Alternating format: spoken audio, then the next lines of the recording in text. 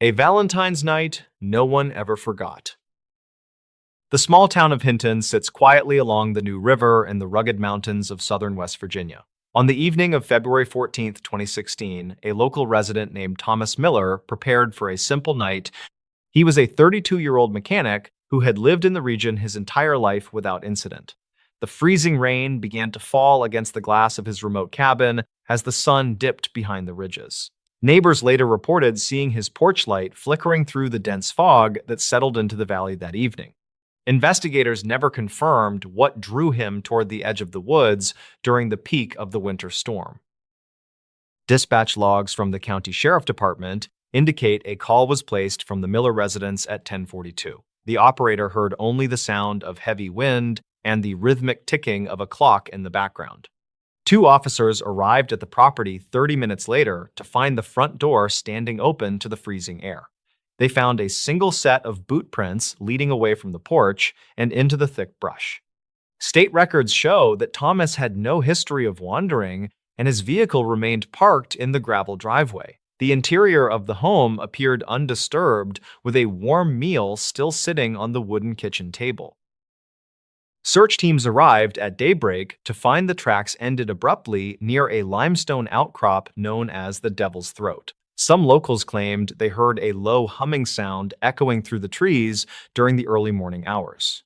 Forensic teams examined the area but found no evidence of a struggle or any secondary sets of footprints. Archived notes from a similar event in 1984 suggest the ground in that area is prone to instability. The official report noted that the temperature had dropped to 12 degrees, which made survival unlikely without proper winter gear. Investigators remained baffled by the lack of physical clues left behind in the fresh snow and frozen mud. A county file from 2009 mentions strange acoustic anomalies reported by hikers near that specific mountain ridge. The records conflict regarding whether these sounds are caused by wind or by underground caverns shifting in the cold. Thomas's family maintained that he was a cautious man who would never venture out into a storm. His disappearance remains an open case with the local authorities, who still conduct occasional sweeps of the deep forest. The town of Hinton remembers that night as a reminder of how quickly the mountains can claim a life. No body was ever recovered, and the mechanic's tools still sit untouched in his quiet workshop. The search expanded to the surrounding hollows, where the terrain becomes nearly impassable for those without deep local knowledge. Volunteers from 3 neighboring counties joined the effort, but the record cold temperatures forced many to retreat by nightfall.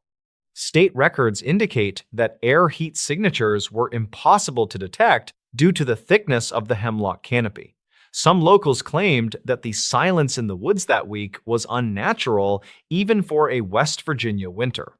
Investigators never confirmed if Thomas had any reason to leave his home without his heavy winter coat or boots. The boots he wore were reportedly his lighter work pair, which left shallow impressions in the hardening icy crust. By the 7th day of the investigation, the sheriff department noted several discrepancies in the initial witness statements. One neighbor insisted they saw a second figure standing near the tree line, but the dispatch logs mentioned no intruders. Archived notes from the local historical society describe deep vertical shafts in the limestone that are not on modern maps. These shafts were allegedly used for ventilation during the mining boom of 1922, but were never properly sealed. Records conflict on the exact location of these openings, which makes any ground search extremely dangerous for the recovery teams. The case file remains active, though no new physical evidence has surfaced in the decades since Thomas vanished. A secondary witness named Sarah Jenkins worked as a nurse at the county hospital located 20 miles from the scene.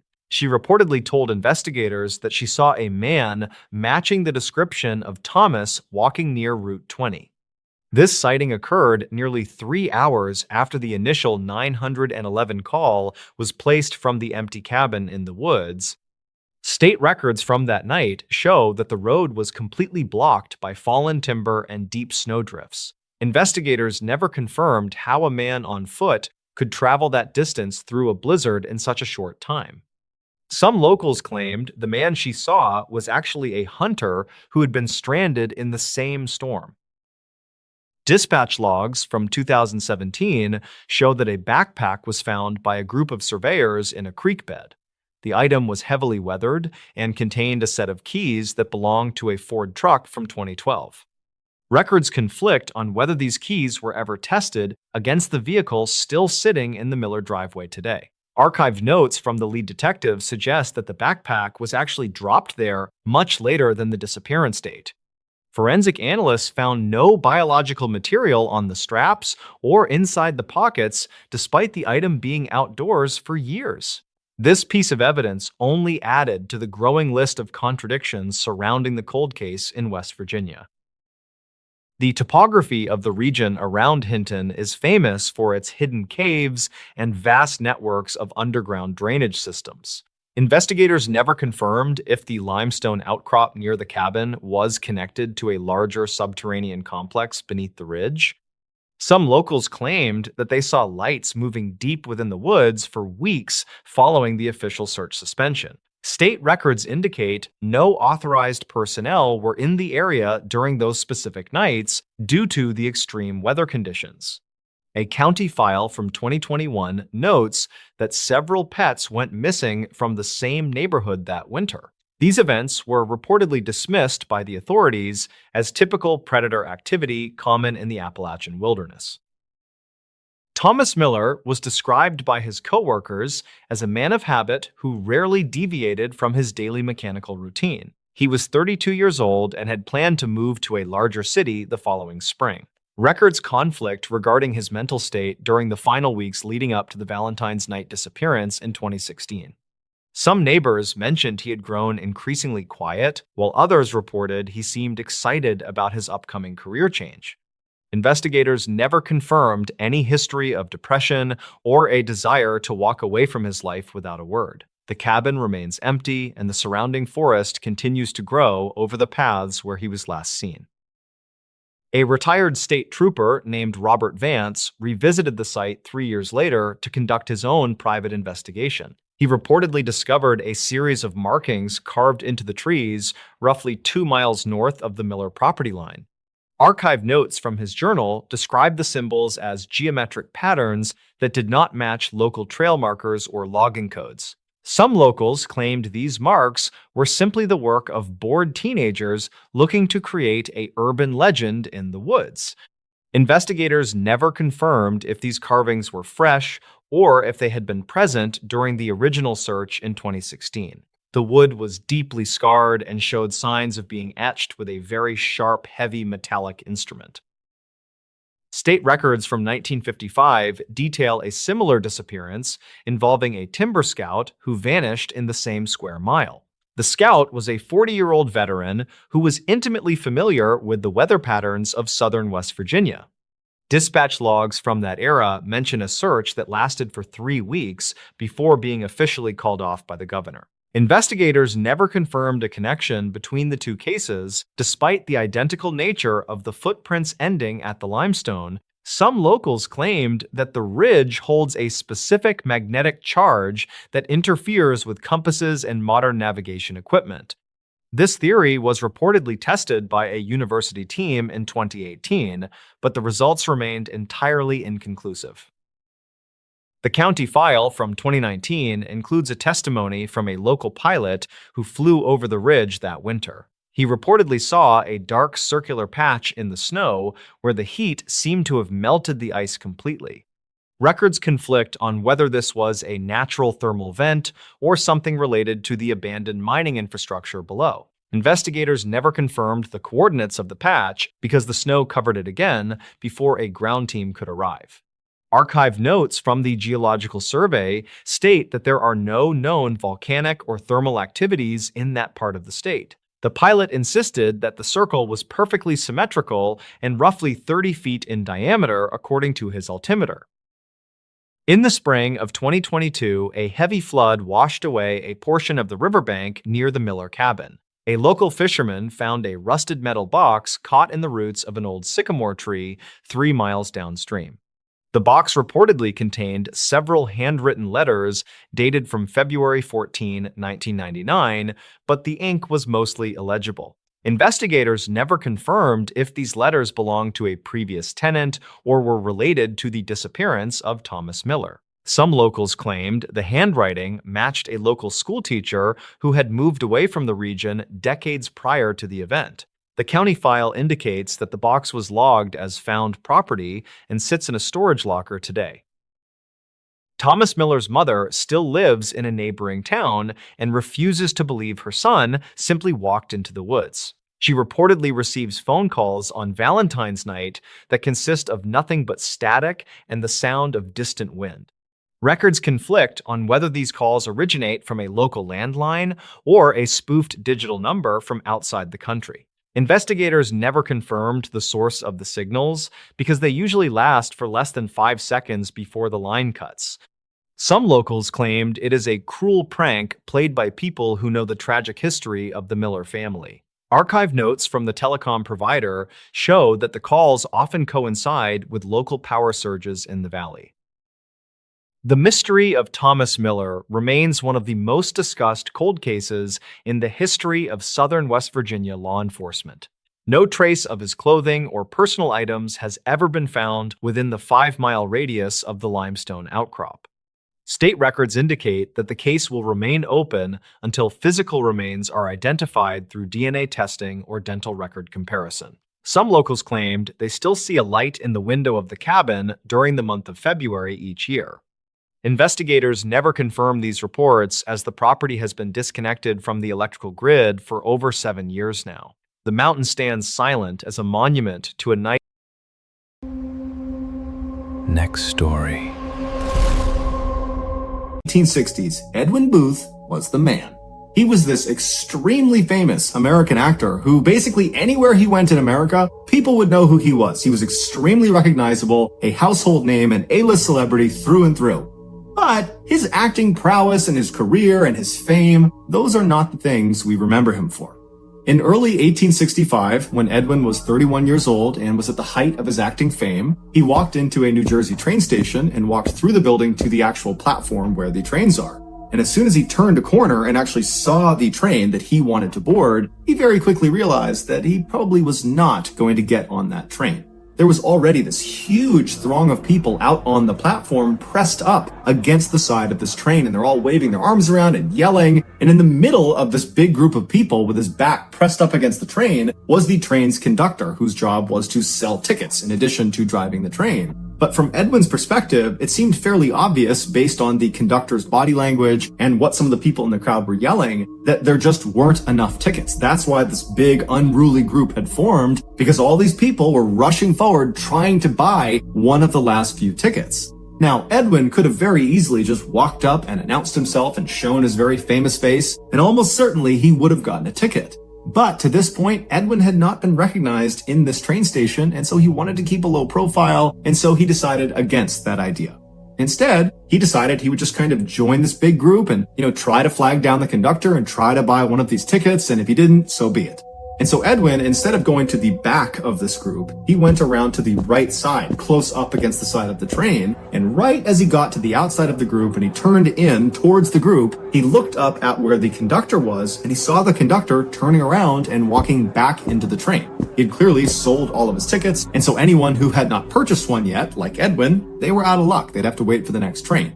Edwin was about to just walk away and wait for the next train when he noticed the crowd in front of him. They didn't disperse like he was doing. Instead, they all seemed to kind of surge forward towards the train, which was now moving. And as they pushed forward as if they were going to jump onto this train, even though they didn't have tickets, one man who was towards the front of this group, right up against the train, he falls to the ground and gets trapped halfway under the train. His lower half was literally on the tracks under the train, and his upper half is now under this big crowd of people that are now trampling him.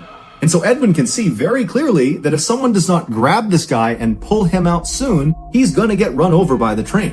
And so Edwin, without any hesitation, he jumps forward onto the ground on the platform, and he reaches his hand out through the feet of all these people in this crowd, and he grabs the collar of the guy who had fallen, and he pulls him, And as he's pulling him, this guy who's on his back, he starts pushing with his legs and his feet. And within about a fraction of a second, they yank him out from under the train. And the guy who had fallen and Edwin are lying on their backs on the platform. And before they could even talk to each other, they sat up and watched as a big train wheel rolled over that piece of track where this guy had just been laying. Edwin had saved his life.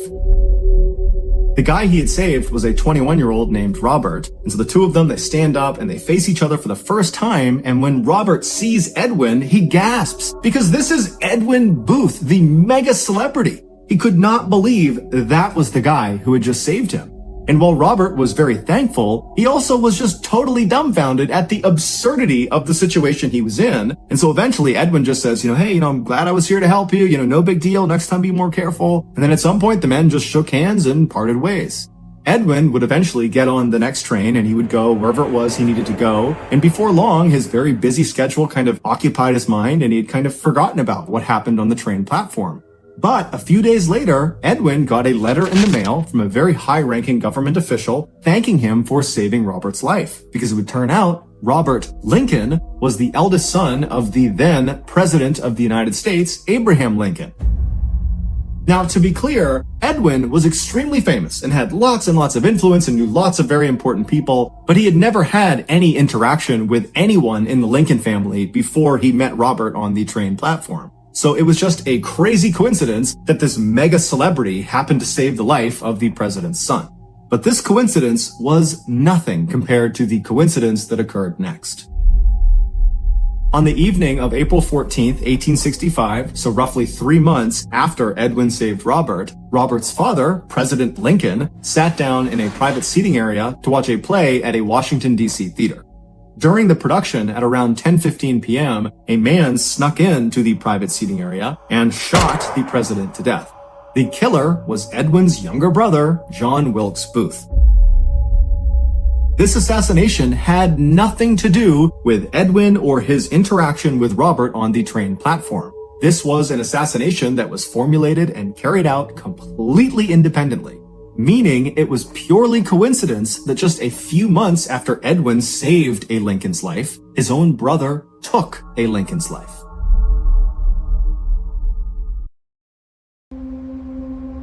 Next story. With his wife and 2 daughters. While his life was not exactly exciting, it was good. He lived in a quiet and safe neighborhood, and Michael, who used to be a carpenter, was now semi-retired and got to spend the bulk of his time with his friends and family. But that year, something really started to bother him. 10 years prior, Michael had split up with his first wife, and after their divorce was finalized, his ex-wife and the daughter they had together, her name was Lisa and she was 21 at the time, those two stayed in the family home in Sudbury, England, and Michael moved south about an hour and a half to Bow, East London. The divorce had been quite messy, and so Michael had not only lost touch with his ex-wife, he had also lost touch with Lisa. And so fast forward 10 years back to 2007, and Michael and Lisa had not spoken since the divorce, and Michael found himself suddenly feeling this unbelievable wave of grief over the loss of his relationship with his first child. And so after speaking with his current wife and his 2 other daughters, he decided that he had to go find Lisa. He had to be reunited with her. The only problem was, he didn't know where Lisa lived, he didn't have her contact information, and he didn't know where his ex-wife was, so he couldn't even ask her how to get in touch with Lisa. However, he did have the street address of where they used to live in Sudbury, England, and so he decided that would be his starting point. So in August of that year, Michael and his 2 other younger daughters, they hopped in the car and they left Bow, East London, and they headed up to Sudbury. And when they got there, Michael navigated to his old street, which had brick houses lining each side of the road, and he drove down until he spotted his old house, and he parked right out front, and then he alone hopped out of the car, and he walked up to the front door, he took a deep breath, and then he knocked on the door. When the door opened, it was not Lisa, it was not his ex-wife, it was some other family that he didn't know, and they didn't know Lisa or his ex-wife, and so they said, good luck finding your daughter, but we don't have any information for you. And so Michael was crushed, but he thanked them, and he turned around, and he went back to the car, and he told his other daughters about what he had just learned, and then from there, the trio just kind of began driving around Sudbury, half looking for Lisa out on the streets. although none of them thought they would actually find her, and then also kind of discussing what they were going to do next, because now they had nothing.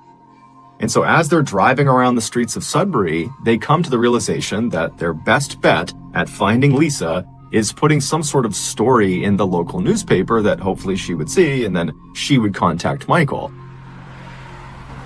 And so they drove to the headquarters of the local paper, the Suffolk Free Press, and they went inside and they managed to speak to a reporter. And after telling the reporter Michael's story about how he's lost touch with Lisa, the reporter thought, you know what, this is actually a pretty interesting story and I'd be happy to do a small feature on you guys. And so the reporter, along with a photographer, brought Michael and his two daughters outside. They took a picture of them, and then they told Michael, you know, in the next edition of the paper that will run in a couple of days, we'll run this picture along with a little write-up about how you're looking for Lisa, and we'll put your contact information in there, and hopefully she sees it and she reaches out to you and you can be reunited and live happily ever after. And so Michael thanked the reporter and the photographer, and then he and his other two daughters hopped in the car and headed back to Bow, East London. In 2007, at the same time that Michael was beginning his search for Lisa, Lisa was actually beginning to think, you know what, I want to go find my dad. Lisa was now 31 years old. She had 3 kids of her own. She was married. She had moved out of Sudbury to a neighboring town. And she was thinking, you know, I really want to have a relationship with my dad again so that my kids can have a relationship with him. And so she began speaking with her mother and with friends about how she should go about finding her dad. Because like Michael, she didn't have his contact information. She didn't have a phone number. She didn't know anyone who would. And then when she went on social media to look for him, he wasn't on there. And so she was kind of at a loss. Then one day in August, she was at her office and she was in the break room and she saw a copy of the Suffolk Free Press sitting out on the coffee table. So she picked it up and she began flipping through the pages. And then suddenly she stopped when she saw a picture of herself. She saw her and her mother walking along the streets of Sudbury. She had been in Sudbury just a couple of days ago to talk to her mom about finding her dad and kind of strategies for how to go about doing that. And then Lisa glanced at the caption for this photo and she nearly fell off of her chair. The man and the 2 girls who were the main focus of this photo that Lisa was in were her father and her 2 stepsisters. She just didn't recognize them. She just saw herself in the back of this photo. So purely by chance, after being apart for over a decade, on the only day that Lisa happened to be in Sudbury talking to her mom about finding her father, she was literally 100 feet behind her father and her stepsisters as they were looking for her and putting out this ad in the paper to hopefully find her. And this one photo that the photographer took captured all of them in the same frame. Lisa would, of course, read the article and get her father's contact information. She would reach out, and initially Michael actually thought it was a scam and didn't believe this was actually Lisa calling to say, I found myself in the picture of you in Sudbury. But eventually he was convinced and he drove right out to Sudbury and he got a chance to meet his grandkids for the first time. And today, he and Lisa are... Next story. Got a job working construction on the Hudson River Railroad in New York. At this time in America, railroads were being laid all over the country, and so lots of workers like Phineas were needed to blast rock out of the way to lay down these railroad tracks. And as it happened, Phineas was an expert in explosives. He had learned how to set controlled blasts growing up on his family's farm in New Hampshire, and then later in his life, he had worked in a mine blasting through rock. And so in addition to just being the ideal railroad worker for this time in America, when Phineas actually started working in New York on this railroad, his coworkers immediately started looking up to him. Phineas was extremely smart and energetic. He was this incredible conversationalist. He was charismatic and funny and a natural leader. And so just 2 months into starting this new job, it was no surprise to anyone who knew Phineas or worked with Phineas that he was promoted to blasting foreman, which meant Phineas would lead the explosives team. Phineas was so excited about this promotion that he went to a blacksmith and had a custom tamping iron made. A tamping iron is a long metal rod that's used to pack explosives. When railroad workers wanted to blast through, let's say, a big rock, they would start by drilling a deep but skinny hole in the rock. Then they would pour blasting powder inside, then they'd put a fuse inside, and then using this tamping iron, they would push the blasting powder and the fuse deep into this hole inside of this rock or whatever it was they were blowing up. And then, once it was packed, they would ignite it. Usually, tamping irons were sort of rough tools that looked like crowbars, but Phineas really wanted something special to commemorate this promotion. And so Phineas had the blacksmith make this perfectly straight, smooth, 4-foot-long metal tamping iron, and on one end was a pointed side, and on the other was a blunted side. And this rod, it weighed about 13 pounds, and it was about 1.25 inches in diameter. And Phineas loved this tamping iron. He brought it with him not just to work, but basically anywhere he went. On September 3rd, 1848, so not long after Phineas's big promotion, Phineas and his explosives team were blasting through some rock that ran through a forest. And Phineas, he was right up front over the blasting site, helping them prep the explosive. His team had drilled that long, deep, skinny hole into the rock they were about to blow up, and then blasting powder was put inside, a fuse was put inside, and then Phineas took his tamping iron and began packing the powder and fuse deep into the rock. And the way he did this is he used the blunt end of his tamping iron to pack the explosives, which meant the pointed end was sticking out of the rock. And so as Phineas is doing this, someone behind him slipped on a rock. One of his men tripped or something, and so Phineas, with his hands kind of on his tamping iron, turned to the right to look and see what was going on. And when he did this, somehow his tamping iron that was inside of this skinny hole must have nudged against the inside of the rock, created a spark, and ignited the explosive inside of the rock. Which meant the tamping iron was basically fired like a missile out of this hole into Phineas's head. It went in his cheek, up behind his left eye, up and out of his skull, and then shot 80 feet away, landing on the ground covered in Phineas's blood and brains. This happened so quickly that for a second after this thing has blown through Phineas's head, Phineas just stood there upright with his eyes wide, and then suddenly a geyser of blood began shooting out of the top of his head, and then Phineas fell backwards onto the ground. When Phineas's body hit the ground, he began having a seizure, at which point his coworkers, who were still kind of shaken up from this sudden blast, they rushed over and tried to kind of position him in a way that he wouldn't hurt himself. But I mean, they're looking at him and he's literally missing half of his head. He's covered in blood. And they're thinking, there's nothing we can do for him but basically wait for him to die. And so all of Phineas's coworkers, who adored Phineas, just stood there very somber watching their boss die. But eventually, Phineas stopped having a seizure, and then he opened his eyes and he looked up at his crew and he sat up and he said, "What happened?" Now remember, half of his head has been blown out by a 13-pound, 4-foot-long metal rod that has shot through his head.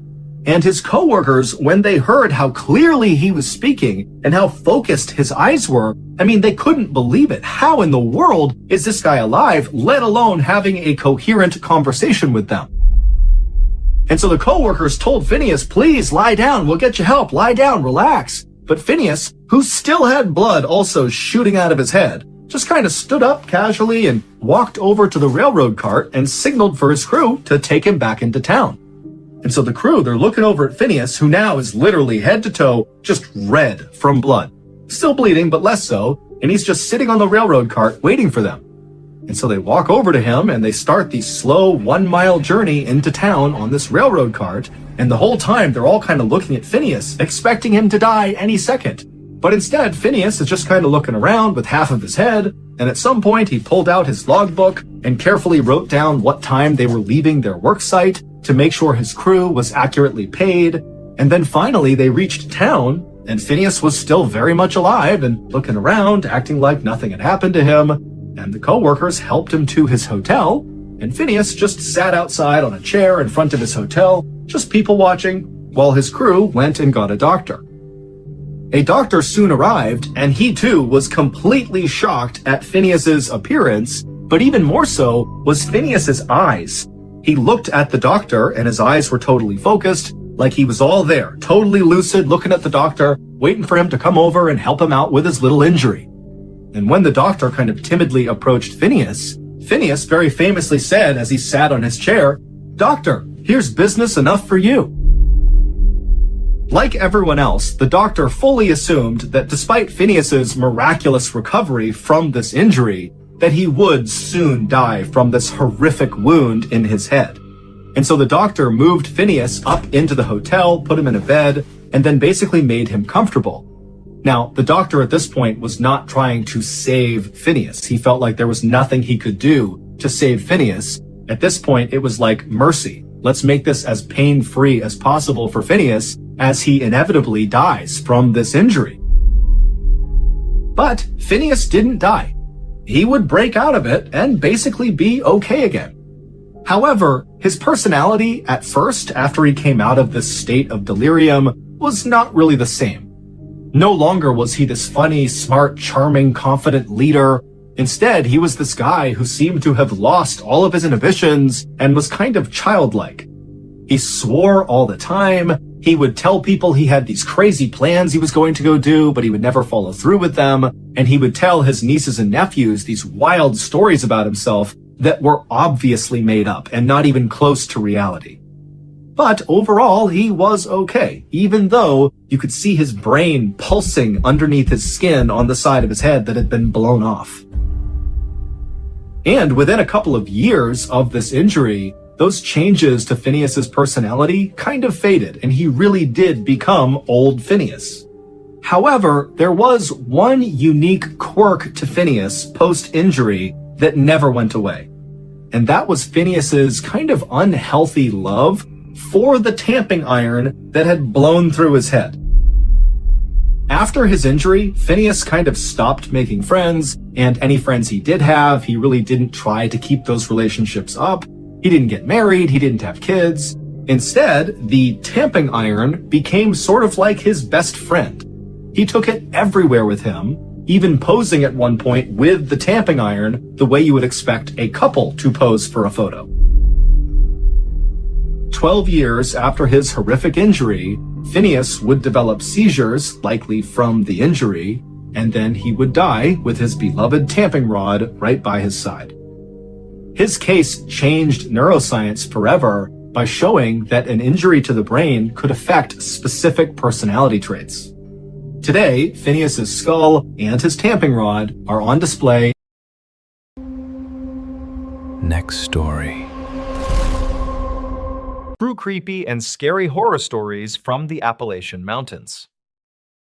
In the autumn of 2021, a 24-year-old hiker named Elias Thorne, who worked as a land surveyor, entered the dense timber of the Monongahela National Forest for a weekend trek.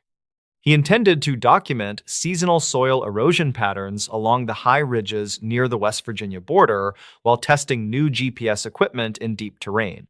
Local dispatch logs from that evening indicate that the weather turned abruptly and a thick fog settled over the limestone valleys without any prior warning. Elias was a seasoned outdoorsman who understood the risks of the Appalachian landscape, but he reportedly failed to check in with his emergency contact. Investigators never confirmed if he strayed from the marked path or if the shifting weather conditions simply obscured the familiar landmarks of the trail. According to archive notes from the regional search team, Elias began to experience a series of equipment failures as he reached the higher elevations. The GPS unit displayed conflicting coordinates that suggested he was moving south, while his compass indicated a steady northern heading toward the primary base camp. He eventually decided to set up a temporary shelter near a rocky outcropping because the visibility had dropped to less than 10 feet. State records indicate that several other hikers in the vicinity reported hearing repetitive metallic sounds echoing through the trees during the late hours of the night. Some locals claimed that the sounds were merely the result of wind moving through abandoned mining shafts, but the county file from 2009 suggests otherwise. Elias woke up during the early morning hours to find that his heavy hiking boots had been moved precisely 3 feet away from his tent. There were no footprints in the soft mud surrounding his campsite, and the internal zipper of his tent was still locked from the previous night. He gathered his belongings in total silence while observing that the surrounding forest had become unnaturally quiet, as if the local wildlife had fled. Records conflict regarding the exact path he took to exit the forest, but Elias later stated that he felt a constant presence just behind him. The investigation concluded without finding any evidence of another person in the area, and the case remains a point of ambiguity for the local authorities. The state records from 2022 mention a second individual named Sarah Miller, who was a 32-year-old biologist studying local bat populations. Sarah was stationed in a remote cabin near the Clinch mountain range, where she spent several weeks collecting data on nocturnal migratory patterns. Her logs mention that she discovered several strange markings carved into the trees surrounding her research site during the first week of her stay. She reportedly captured several audio recordings of a voice that seemed to mimic her own vocal patterns from the previous evening. Investigators never confirmed the source of the audio, but the archive notes suggest that Sarah became increasingly paranoid about her immediate surroundings. County files from 2015 describe an incident involving a park ranger named Marcus Reed, who was 45 years old at the time. Marcus was tasked with patrolling the northern boundaries of the Great Smoky Mountains, where several campers had reported seeing flickering lights in the distance. He arrived at a clearing near a decommissioned fire tower and discovered a collection of personal items neatly arranged in a circular pattern. The items included a digital watch and a pair of spectacles that appeared to belong to a missing person from 2012. Dispatch logs indicate that Marcus requested immediate backup after hearing a heavy breathing sound coming from the darkness just beyond his flashlight beam. Some locals claimed that the fire tower was the site of a forgotten settlement, but official state records show no evidence of any historical structures. Marcus reported that he saw a tall figure standing perfectly still near the base of the tower, but the figure vanished when he approached. The county file from 2009 mentions a similar encounter involving a group of hunters who were tracking deer in the same region. These men reportedly abandoned their equipment and fled the area after witnessing a series of blue flashes emanating from the forest floor. Investigators never confirmed the cause of the flashes, and the terrain was later declared off-limits for several months following the incident. A third individual, named James Bennett, was a 50-year-old retired police officer who enjoyed solo camping trips in the Blue Ridge Mountains. In the spring of 2016, he planned a 5-day excursion through a section of the forest known for its treacherous slopes. James was equipped with a high-frequency radio and a detailed map of the region that he had used for over 20 years. Archive notes indicate that he sent a brief transmission on the second night, stating that he had found an unmarked cave entrance. The transmission ended abruptly with a sharp static noise that the dispatch center was unable to filter or identify using standard equipment. Search teams arrived at the coordinates of the cave entrance only to find that the opening had been blocked by a massive rockfall. They discovered James's radio sitting on top of a flat stone, but there was no sign of a struggle or any physical tracks. Records conflict about whether the rockfall was a natural occurrence or if it had been triggered by an external force during the night. Some locals claimed to hear a muffled tapping sound coming from behind the rocks, but the sound was never captured on official recording devices. The state records from 2017 officially closed the case as a tragic accident involving an unforeseen geological event in a remote area. Investigators later discovered a series of photographs on James's camera that depicted a dark corridor lined with what appeared to be rusted metal doors. The photographs were blurry, and the light source was insufficient to provide a clear view of what lay beyond the threshold of the cave. Dispatch logs from that period show that several unauthorized individuals attempted to access the site before it was permanently sealed by the county. The county file from 2009 mentions a local legend about a hidden facility, but no evidence of such a place exists. James remains missing, and the true nature of the unmarked cave entrance continues to be a subject of intense local debate.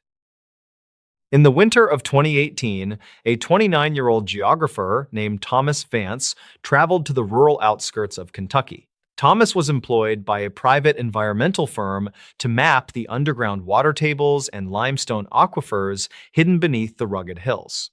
He reportedly established a base camp in a valley that local residents often avoided due to the frequent presence of heavy ground mist. State records from that month indicate that Thomas made several calls to his supervisor regarding anomalous readings on his seismic detection tools. The readings suggested that a large hollow space existed directly beneath his tent, but no known maps indicated any subterranean tunnels. According to dispatch logs, Thomas reported that the ground beneath his feet felt like it was vibrating rhythmically every night at 3 a.m. He decided to document the phenomenon using a high-sensitivity microphone and a series of motion sensors placed around the valley floor. Archived notes show that Thomas recorded a sound that resembled a low-frequency hum that caused structural damage to his electronic gear. Investigators never confirmed the source of the vibration, but the county file from 2009 mentions similar reports from local farmers.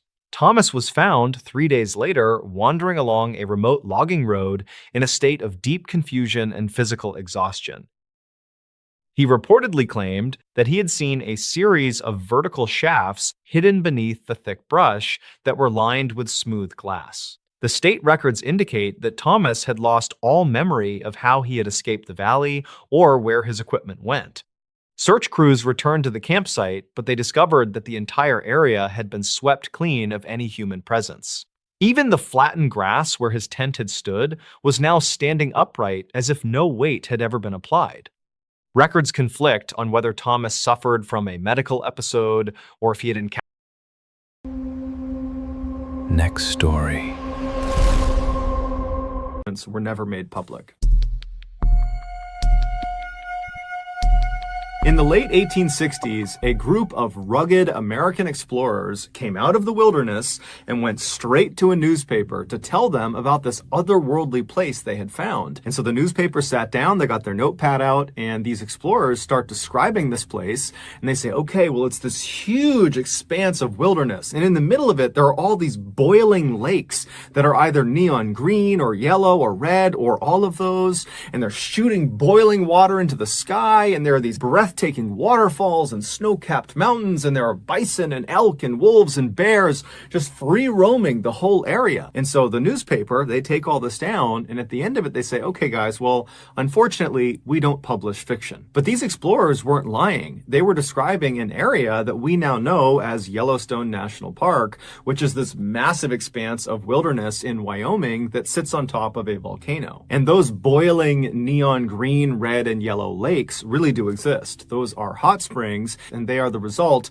of water passing by and making contact with underground magma chambers. Today, Yellowstone is so popular that every year millions of people go to the park, and so as a result, the park employs hundreds of people year-round to keep up with tourism. Many of these employees are young people, like college students, and in addition to being paid for their work, the park also offers them the ability to live in employee housing, which are basically dormitories spaced all across the park to make it easier to just be on site and do their job. And these dormitories are either free or very low cost. And so these young people typically take up that offer and will stay inside of these dormitories for as long as they're working at the park. And so in 2000, a 20-year-old summer employee named Sarah Hulfers, she was staying in one of these dormitories in the park, and she was in her room when a group of other young employees that were staying in this dorm came down the hall, and they knocked on her door, and they asked her if she wanted to come with them to go swimming. And so Sarah, she had a day off and she wasn't doing anything. And so she said, sure, I'll come with you guys. And so after they all got their bathing suits on and got their towels and snacks packed, they left the dormitories and got into a couple of cars. And then they drove over to this dirt lot that was right up against this huge forest. And so they parked, they got out, and they make their way over to this trailhead that begins in the parking lot and goes straight into this forest. And so they walk down this trail until the trail goes right out of the forest and brings them to the edge of this river, and this river was called the Firehole River. It was called that because the surface of this river steamed, and it gave the impression that this river was on fire. The reason this happened is some of the water flowing through this river would pass by those underground magma chambers, warming it up. And so this is a lot like the hot springs, except on a much smaller level. The hot springs are boiling, whereas this river was just slightly warmer to the point where it would steam. So totally safe to swim in. So Sarah and the rest of this group, they come out of that trailhead and they're standing on the edge of this beautiful river, and they walk down to the edge and they all jump in and they have this great day. They're swimming around, they're playing games, and they were only expecting to be there for a couple of hours, but they were having so much fun that before long, the sun had gone down and they were still in the river. And so when it was dark out, they finally climbed out of the river and they toweled off, and then they realized they had a bit of a problem. Because they did not expect to be there for as long as they were, no one had brought flashlights, and the way back to the parking lot would be going along that trail through the forest, but that was a pretty far trail, and it's totally pitch black out. There's no ambient light. And realistically, there's some pretty big animals that live inside of that forest. And so some people in this group were a little bit nervous about walking through this forest. But ultimately, about half of the group said, you know what, whatever, let's just run through the forest and get back to our cars as fast as we can. I'm sure nothing will happen to us. And the other half decided they would look for an alternative route that would skirt the forest and allow the moonlight to be their guide along the way. That second group was made up of Sarah, along with two 18-year-old boys named Lance Bucci and Tyler Montague. So Sarah and these two boys, they're standing there and they're watching the first group go into the forest and disappear. And then she, along with these two guys, they turn right and they begin skirting the river and walking around the forest. And so they walk downstream with the river on one side and the forest on their left, and they're walking for a while until they see up ahead on their left, it looks like the forest is starting to thin out maybe a little bit. And so they took that as an opportunity to cut left and basically begin kind of going straight towards the parking lot, which was generally off to their left. And so they make that turn, they start walking, and the terrain is relatively open. It's this big open field with a couple of trees here and there. It was pretty easy to navigate, and they felt like, hey, we found a great alternative route. The moonlight's still shining through. We got great visibility. And so they're walking along happy as can be. And then they see there's a couple of streams up ahead. They get to the first stream and it's not that big, so they jump across it. They get to the next stream. It's still not that big. They jump across that one. And then they get to this third stream and they realize, you know, it's still pretty small, but it's significantly bigger than the last two. And so if we mistime it, we could fall into it. Now, this was not some huge deal. They were already wet from having gone swimming, but they didn't want to jump in this stream. And so they considered walking off to the right and trying to find an area that was more narrow they could jump across more easily. But they figured they were probably within maybe 100 or 200 feet of the parking lot. They couldn't see it, but they knew they were close. And they really didn't want to go farther and farther away to only have to just jump over this thing anyways. And so they decide, you know what, let's just jump across it. Let's just do it. If we fall in, we fall in. And so the three of them backed up from the stream to give themselves some running room. And then they grabbed hands. And at the same time, all three of them ran forward and leapt across the stream. And they cleared it. They landed on the other side, but the ground they landed on was kind of loose and soft. And so it kind of crumbled underneath them and they all fell backwards into the stream. In the darkness, this stream had looked like the other two streams they had seen, albeit a little bit larger. And so they were not thinking this could be potentially hazardous if they fell into the water. But it would turn out this stream was extremely hazardous. It was nothing like the other two streams they had encountered. This one was runoff from a nearby hot spring. And so the temperature inside of this stream was 178 degrees Fahrenheit. So it was practically boiling water, and it looked like it was shallow, but in fact, this stream was 10 feet deep. And so when this trio fell into these scalding waters, they let out blood-curdling screams, and the other group that had ran down the forest path, they had got to the parking lot and were waiting for them. And so they hear this scream and they just take off running in the direction of the screams. They cut right through the forest and they come out to that field and they find Lance and Tyler are on the edge of the stream, desperately trying to pull Sarah out of the water. And so the parking lot crew, they run over and they grab Sarah, they pull her out. They don't really know what's happened. They don't know this is some boiling boiling stream, but it very quickly dawns on them when Lance and Tyler and Sarah just continue to scream outside of the water that something is horribly wrong. And so one of the people in the parking lot crew, they take off running, they go into one of their cars, and they drive and they get help. And not that long after, a helicopter would arrive and it would take Sarah, Lance, and Tyler to a nearby hospital. It would turn out Lance and Tyler, when they fell into this water, they only submerged up to their necks. And as soon as they hit the water, they immediately turned and got themselves out again. So they were only in the water for maybe a second or two. And these things ultimately saved their lives. Although they did still have burns over almost their entire bodies. They had to go through dozens and dozens of surgeries and years of rehab, and they had to pay all this money for medical bills. So it was not a smooth course after they got pulled out, but they lived. As for Sarah, she was not as lucky. When she fell into the water, she completely submerged. Her head, her body, all of it went under the water, and then she just could not get herself out again. And so she stayed in the water much longer than the guys did. When she was admitted to the hospital, despite the fact she was talking and conscious, the doctors very quickly realized they had a big problem with her. A third-degree burn, or a full thickness burn, is when the outer layer of skin gets destroyed and also the inner, deeper tissues of the skin also gets destroyed, including the cells that are responsible for reproducing skin. And so if you get a third-degree burn, that part of your body will not heal on its own. You literally have to get a skin graft. And a skin graft is effectively a skin transplant. They will take other sections of skin from your body that are unburned, and they will place them over that site where you have the third-degree burn. But when Sarah was wheeled into the operating room, it was determined that she had third-degree burns on 100% of her body. So there was no unburned skin to use for a skin graft. Her whole body was ruined. And so despite their best efforts, Sarah would pass away 15 hours after arriving at the hospital. A year later, Lance's family would sue the National Park Service for not having put up a sign near that particular stream to warn people of its dangers. But that lawsuit was tossed out because it was determined that the trio, Sarah, Tyler, and Lance, had chosen to walk off trail in a known thermal area. And Next story. an Italian man and his 6-year-old son walked to the edge of their property in Frascati, which is an area in Italy known as the hub of Rome's local wine industry. The father needed to repair a section of their fence, and his son, who he said had the soul of Huckleberry Finn, wanted to tag along. But as soon as the work began, Alfredo just wanted to go play in the vineyards, and so he ran off. And the father didn't think much of it because his son always played in the vineyards and just figured he would see him back at the house. When the father finished up the work around 7 p.m. and walked back into his house, he was surprised that Alfredo wasn't there. And so he asked his wife, have you seen our son? And she said, no, can you go out and find him? Because dinner's going to be on the table any minute. So the father goes back outside, expecting to see Alfredo come running out from behind some hiding place, but he doesn't. And he yells out for his son and doesn't get a response. And so he begins walking his property and yelling for Alfredo, and he's not finding him. And so after 2 hours of looking, he finally just calls the police. The police arrive, and initially it's just a couple of officers with flashlights, and they spend about 2 hours looking as well. They can't find him, so they call in backup in the form of officers with sniffer dogs,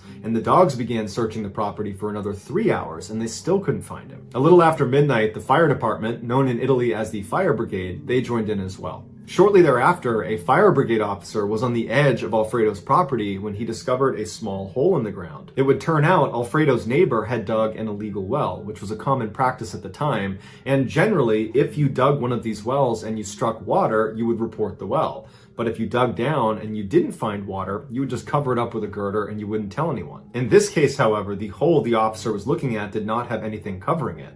And so he knelt down and he yelled Alfredo's name into this hole. And at first he didn't hear anything. Then he yelled again and he heard Alfredo yell back for his mother. Alfredo must not have seen the opening as he was running around playing, and he fell feet first into an 80-meter deep shaft. After Alfredo was found, the fire brigade took over rescue efforts, and so additional fire brigade units were called to help. But as soon as those additional units showed up, the captains of the different units began arguing with each other because it wasn't really clear how they were going to get him out. And unfortunately, the fire brigade immediately made a very bad decision. They decided to lower a plank into the shaft attached by a rope that he could grab onto, and they could pull him out that way. But when they lowered it at about 24 meters, the plank got stuck inside of the tunnel. And when they yanked on the rope to try to free it, the rope came off of the plank, but the plank remained wedged in the tunnel, blocking the tunnel. By the following morning, TV crews had swarmed the area, and one of them offered up a two-way microphone that could be lowered down into the hole so they could talk directly to Alfredo. When the microphone was finally lowered down next to his face, he was crying and pleading for them to get him out and that he missed his mother. Amateur spelunker Tullio Barnaby, a 23-year-old, had come over and joined the vigil that night. The plank plan shocked him for its foolishness,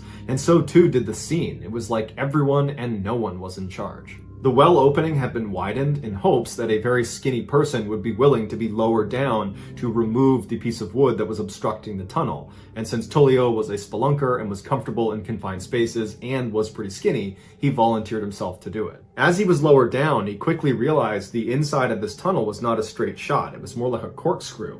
And so because of its windy nature, he was not able to get down to the wood. And so he signaled to go back up again. And when he reached the surface, he didn't have the wood in hand, but he told the fire brigade that because of the windy nature, it's unlikely Alfredo fell all the way to the bottom. He's probably stuck somewhere in the middle, which is a good thing. But we have to be really careful as we pull him out that we don't do anything that unintentionally causes him to slip farther into the hole. Tullio's suggestion was they go out and recruit professional spelunkers to be involved in the rescue because they would understand how to get someone out of such a tight space so far down in the ground. But the fire brigade disregarded his advice and said, we don't have enough time for that. At 6 a.m. the next day, about 12 hours after Alfredo's fallen into the swell, the fire brigade would make another very poor decision. They decided they would drill down another hole parallel to the one Alfredo was in, and they would drill down past the point they believed Alfredo was, at which point they would turn and drill laterally and connect to the tunnel Alfredo's in, grabbing Alfredo, pulling him across, and back up the new tunnel. Tullio objected, and he said the vibrations from this drill are almost certainly going to dislodge the boy and cause him to slip farther into the tunnel.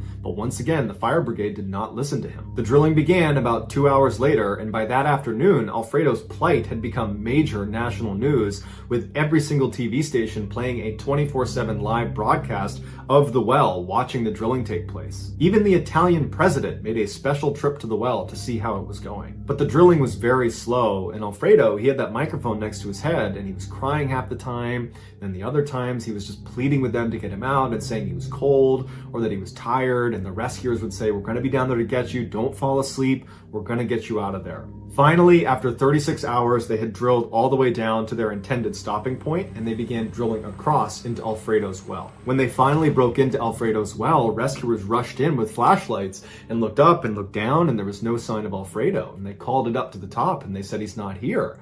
And then all of a sudden, they heard a faint voice coming from all the way down at the bottom of the well. The vibrations from all of the drilling had indeed caused Alfredo to slip all the way to the very bottom. They estimated he was approximately 30 meters below this new parallel tunnel, and at that depth, the temperatures would be freezing. And so now Alfredo, on top of everything else, was facing hypothermia. They quickly lowered the microphone again down to Alfredo, and they told him, we're going to get you out of there. We're sorry we dropped you, but we're going to get you. And Alfredo's voice came back weak. He was tired, he was sore, he was freezing, he was crying. It was like the situation was just getting so much worse by the second, and rescuers knew they had to get to him probably in the next couple of hours, or that was it. And so another skinny man volunteered to go down into the hole, and they lowered him, and he would go all the way down to the bottom where Alfredo was. And he would call up that he found him and that Alfredo was alive. But Alfredo was stuck waist deep in this mud that the guy could not pull him out of. And so every time he'd begin to raise him slightly out of the mud, he'd lose his grip and he would fall back into the mud, going deeper into the mud each time. And after the 7th time of not being able to do it, Alfredo was getting dangerously close to being neck deep in the mud. And so the guy had to be pulled back out again. As soon as he was pulled back out again, more men volunteered themselves to go in there and try to yank him out, but many of them were not able to even get down to Alfredo. They would get stuck along the way. A couple did get to Alfredo, but they said his condition was worsening, he was weak, he wasn't even assisting trying to get pulled out. It was clear they were reaching the end. Finally, at 6:36 a.m. on Saturday, so 2.5 days after Alfredo fell in, they could not get him to respond on that two-way microphone. And so they sent down a sonar probe, and they could not detect a heartbeat, and doctors declared him dead. The next day, liquid nitrogen was poured into the hole to preserve the body, and then 31 days later, they were finally able to extract it. After it was all over, the 25 million plus people that watched this take place live on television were crushed with what happened to Alfredo. There was a general sense that lots of people let this poor child down, which led to his death. But the person who was ultimately held accountable for it was the neighbor who had illegally dug the well. And so the neighbor was charged with manslaughter and Next story. On the afternoon of December 15th, 1997, a brand new mother named Luz Cuevas sat on her couch in her little apartment in Philadelphia, Pennsylvania, cradling her beautiful 10-day-old baby girl who she had named Delamar Vera. And in the room with Luz and her daughter were some members of Luz's extended family who had come over to meet the baby. And so for about an hour, the family all took turns, holding the baby and complimenting how cute her little dimples looked. And then eventually the baby started to get fussy, at which point Luz said she was going to take her upstairs and put her to bed. And so Luz brought Delamar upstairs to her nursery, and she put the baby down in her crib, and she stayed with her for a bit until Delamar finally had kind of dozed off to sleep. And so after being sure that her daughter wasn't going to stir, Luz got up and she began making her way towards the door. And right before she left, she made sure to plug in the space heater for her daughter's room to make sure it would stay warm enough while her daughter slept. And then after that, she left the room, shut the nursery door, and went back downstairs to rejoin her family.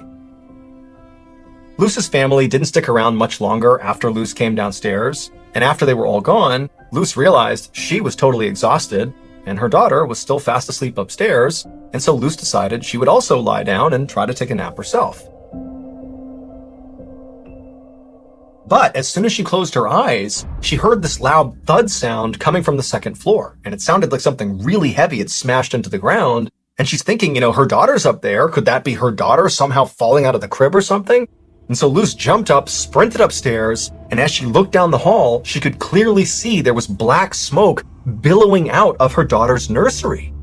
And so Luz charges down the hall, she opens up the door, and she looks into her daughter's room, and it's completely engulfed in flames. I mean, everything is on fire, but it's her baby girl in there, and so without any hesitation, Luz charges into the inferno. But when she gets up to the crib, the crib is so completely on fire that when she looks in, she can't even see her daughter. And so in a craze, she begins looking around the room thinking maybe my daughter did fall out of the crib and she's somewhere else in the room, but everything is on fire. She can't see anything. And so as Luz is literally catching on fire and breathing in all the smoke, she's screaming for her daughter. And then a couple of minutes later, firefighters burst into the door and they literally drag Luz out of the nursery. She hasn't found her daughter. She's screaming, where's my baby? But the firefighters, they bring her outside. And just a couple of minutes later, they were able to extinguish this blaze. And after they came out of the house again, they found Luz, who had all these terrible burns in her body, and she's totally messed up from this fire. And they tell her that, unfortunately, her daughter was dead. Interacting with people, didn't see her family. She wound up getting a divorce from her husband just over the grief and the sadness of losing this child. I mean, it was like her life basically ended when her daughter's life ended. But on top of that, Luz also felt this incredible sense of guilt because after the fire, the investigators told her that the cause of the fire, although not conclusive, was very likely from that space heater she had plugged in right before she had left the room. And so, of course, Luz is feeling this incredible burden for having potentially killed her daughter.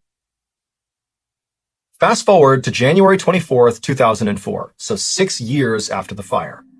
And on this day, Luz was invited to a family party. There was a get-together, and, Luz basically never went to any family function or really left her house much at all. But for some reason, on this day, she decided to go out. And so she goes to this party, and when she gets there, remember, Luz has basically been a recluse for the past 6 years, and so she's not going to immediately start socializing, and so instead, she just goes in the house and kind of finds a spot in the back, kind of away from everybody else who's chatting, and just stands there, kind of people watching. And as she's doing that, something catches her attention off to the side. And when she turns to look at it and sees what it is, she immediately just freezes.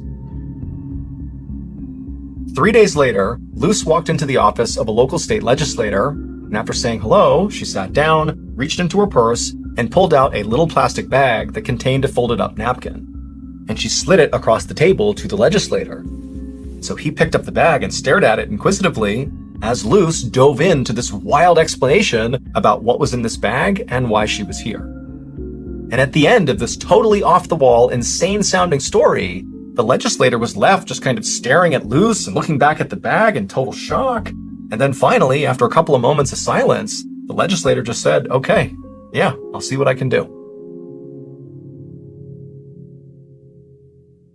It would turn out the fire was not caused by the space heater that Luce had plugged in right before she left her daughter's room. Instead, police believe after Luce came downstairs and tried to take a nap, somebody broke into her apartment, went into the nursery, and set the fire on purpose, but not before abducting the baby. And that person was one of Luce's own family members who had been at her apartment that day celebrating the birth of Delamar Vera. It was Luce's husband's cousin, Carolyn Correa. And in fact, on this same day, before the fire and before the abduction, Carolyn made a point to announce to the whole family that she was pregnant, even though she wasn't. It was just going to be her cover story for why she suddenly had this brand new baby. 6 years later, when Luce was at that family party, well, the thing that caught her attention on the other side of the room was her daughter. She literally saw her daughter, and even though she hadn't seen her in 6 years, she instantly knew it was her because of her distinctive dimples. Now, Luce knew she couldn't just suddenly yell out like, "That's my daughter!" So instead, she came up with this plan. She walked up to the girl and very discreetly said, "Hey, honey, I think you got some gum in your hair." And so as she pretended to pull gum out of the child's hair, she carefully plucked a few strands and put them inside of a napkin and put it inside of her pocket. And then 3 days later, she brought that hair inside of that plastic baggie and she gave it to the legislator and basically said, "Here's what I think happened. I think she stole my kid. Can you test it for DNA to prove that girl is my daughter?" And the legislator was like, "Okay, I'll give it a shot." And lo and behold, that hair would prove that girl at the party was her daughter. She did not die in that fire. Carolyn Correa was sentenced to 9 to 30 years in prison for abduction. She originally had an arson charge against her as well, but investigators could not actually prove how the fire started, and so they ultimately dropped those charges. Officials also launched an inquiry into how the fire department had handled the original investigation, because Luce had tried to convince fire officials that, maybe her daughter had not died in the blaze, maybe she was just missing, because when Luce went into the nursery, she claimed she couldn't even find her daughter. But investigators had told her that the fire had burned so hot that basically her daughter had been totally incinerated, and that's why she couldn't find her. In the end, though, because of her refusal to ever give up, Luce was ultimately reunited with her daughter, Delamar.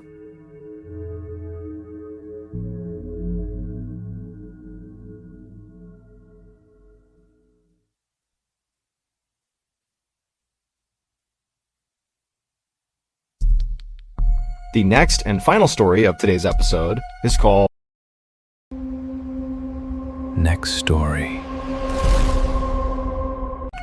In 2003, 27-year-old Kurt Smith was employed as an engineer for the German shipping company called Hapag-Lloyd. Over the past year, he had completed 2 separate 4-month-long deployments with this company, and he enjoyed the work enough that he asked for a contract extension. It was granted, and on July 11th of that year, he boarded the CM London Express to begin his 3rd deployment. 3 months into it, one of the ship's pistons broke. The piston is the part of the engine that goes up and down inside the hollow cylinder of the engine block. They would need to turn off the engine in order to make this repair, and so they made an unplanned stop in Savannah, Georgia. Once they got there, Kurt, along with 7 people under his command, headed down to the engine room to begin the process. Over the next several hours, the men were able to extract the broken piston and put in the new one. But this was back-breaking work. It was so hot in the engine room. What they're moving around is so heavy and cumbersome, and they're all bickering with each other. And at some point, Kurt called out the foreman for being lazy, and the foreman did not like that, and he was very popular amongst this group. And so by the end of getting the piston back in, everybody in there just totally resented Kurt. But ultimately, they got it done, and Kurt cut everybody loose except for the foreman. He told him he needed to stay back and help him ensure all the pistons were properly installed. To do that, they would need to go inside of something called the scavenger air receiver, which is this tube that's 55 feet long by 5 feet wide with access hatches on either side, and it sits right next to the engine block. Each hatch on either end had 3 latches on the outside that were called dogs. And so Kurt undid the 3 dogs on his hatch and he opened it up. He crawled inside of the tube with his flashlight and he began crawling. And on his left side were these square cutouts, these windows called scavenger ports that looked into each of the engine cylinders. And so Kurt crawled along counting the different cylinders until he got to the 6th one, which is where they had replaced that piston. Meanwhile, the foreman went around to the aft hatch. He undid the 3 dogs, he opened up the hatch, and then using a remote controlled device, he was able to bring the pistons into position safely so Kurt could inspect them through the scavenger port. The procedure on the ship was if you were inspecting one cylinder, the expectation is you would inspect all of them. And that entire process took about an hour, and Kurt just didn't feel like doing it. He was tired, he had a bad day, he was hungry. And so after he was certain the new piston was working just fine, he kind of rushed his checks on the other cylinders, and after only about 20 minutes, he told the foreman that, yep, we're good, we can leave. So he and the foreman got out, they dogged their hatches, and they headed up to their rooms to change. Their captain had been told they had to leave port no later than 9:30 that night because a huge tanker was coming in and there'd be no space for them. But at 8 p.m., as everyone is running around prepping the ship, somebody noticed Kurt was not at his workstation. The chief engineer called down to the engine room to ask anyone down there if they had seen Kurt, but nobody had. So a sailor was sent down to Kurt's cabin to see if he was in there, but he wasn't. At this point, because they only had about an hour until they were departing, they had to find Kurt. So they sounded the alarm on their ship, which was a little bit premature, but they figured, let's get everybody involved and just find Kurt. And so everybody stopped what they were doing and began searching the ship. During the search, a sailor was down near the scavenger air recovery space, and he noticed on the forward hatch there was a little piece of rag poking out of the top right corner of the forward hatch, and the lower 2 dogs were not set. He knew they were having issues getting a good seal on this particular hatch because there was a divot in one of the O-rings. And so he figured someone must have put a rag right over that divot to try to help seal this hatch, and they just forgot to shut the 2 lower dogs. Now, it did cross this sailor's mind that Kurt could have gotten inside of the scavenger air recovery space and then somehow got locked inside, and so he did want to investigate. However, there was a very strict policy about who was allowed to actually open up the scavenger air recovery hatches. And it wasn't the sailor. It was only the foreman, the chief engineer, and Kurt. And so this sailor decided to play it safe and just close the lower 2 dogs, and then told his superior that there was this weird rag poking out of the forward hatch and that someone should go down there and open it up and see if Kurt's inside. And so his superior went and told the chief engineer. And so as the chief engineer is making his way down to check on this strange rag situation, the foreman, completely independently, had gone around to the back of the scavenger unit to the aft hatch, so not the one with the rag poking out of it, and he unlocked the 3 dogs, he opened the hatch, he looked inside and shined his light, didn't see anyone, shut the hatch, locked all 3 dogs, and then began to walk away right as the chief engineer came down and saw him. And he saw him securing the scavenger air unit, and he said, hey, I was just coming down here to check to make sure Kurt wasn't in there, and you just checked, right? He's not in there? And the foreman said, yeah, no one's in there, it's all good. And so the 2 of them, the foreman and the chief engineer, did not check on the rag, they just left. The search for Kurt continued on the ship, but they could not find him. And so as 9:30 was approaching, the captain called the port authority, and he said, hey, we're down someone, can you please send someone out to look around? And so a search on the land began, but they couldn't find Kurt. And so finally 9:30 came around, and the big container ship that was supposed to come in and take their place was just waiting right out in the water for them to leave. And so the captain did his best to linger for another 10-15 minutes, but finally they were forced to leave, even though they had no idea where Kurt was. So they fired up the engine and they left. The general consensus on the ship was that Kurt must have fallen overboard and drowned. Or maybe he ran ashore and ran off, but that was very unlike him. And so an investigation was launched, but it would probably be a while before anybody found out what happened to him. Finally, 2 days later, they arrived in port at Norfolk, Virginia. They powered off the engine and they got the ship ready to be put into harbor mode, where basically they open up all the hatches and they prep it to sit there for a while. And during that process, the foreman went down to the scavenger air recovery space and he opened up the forward hatch and he found Kurt. Although no one has all the details of what happened to Kurt, the leading theory is 2 days earlier, when he had done that abbreviated check of the engine cylinders, when he had basically cut it short with the foreman because he just didn't want to do it, he had gotten back up to his room and started to think to himself that if anything goes wrong with any of those pistons, that I'm going to be to blame because the foreman was with me and I called the foreman lazy earlier and he doesn't like me, and so he's bound to turn me in. So Kurt decided he would go back down and do a more thorough check. But he didn't want anybody to know he was second guessing himself, and so he was going to do this alone, even though it was a huge no-no to go inside of the scavenger air unit by yourself. Because if you manage to get stuck in there by yourself, horrible things are going to happen to you, and there's nothing you can do to stop it. But Kurt was confident, so he headed down, he undogged the forward hatch, he swung it inside, he climbed in with his flashlight, and then somehow, once he got inside, he managed to fall backwards and hit the hatch door so hard that it swung shut, slammed, causing the upper dog to swivel and rotate down and lock him inside. He knew that nobody knew he was in there. He had made sure that nobody knew he was in there. He screamed for help, but nobody could hear him. The ship was so loud as it was, and being inside of this tunnel, no sounds getting out of it. And so he's looking around thinking what he should do, and he looks back at the door, the one that's sealed right behind him, and he sees the very top crack, there's a tiny sliver of light. Because even though one dog had sealed him in, because the other two had not, there was a little gap in the seal. And so he thought if he can just wedge his dirty rag into that little space and push it out onto the other side, someone will see it, will clearly recognize there's a foreign object hanging off of the forward hatch, and they'll have to open it up and they'll find me.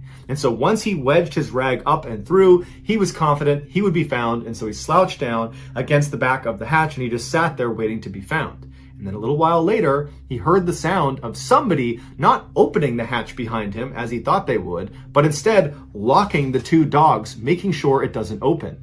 He must have got up and turned around and screamed for them, but again, they can't hear him. And then a couple of minutes later, on the other side of the tube, 55 feet away, the aft hatch opened up briefly. Somebody shined their light in. It didn't hit him. He tried to yell for them. They didn't hear him. And then he saw them shut the hatch, and he heard the sound of them locking all three dogs. At this point, you got to figure that Kurt's fear is at a primal level. He knows at any moment, if somebody doesn't get him out of here, this is going to become a death trap. And so as he's looking around, just wondering what's going to happen, he would have felt the incredible pressure start to build up in his ears. It would have taken him to his knees, it would have been crushing in his skull, and he would have heard the sound of each of the hatches being pressed up against their O-ring as the room began to pressurize. And then he would have heard the sound of the pistons beginning to churn inside of the engine cylinder right next to him. And at that point, he would know there's no hope. And slowly, horribly, that room would begin to heat.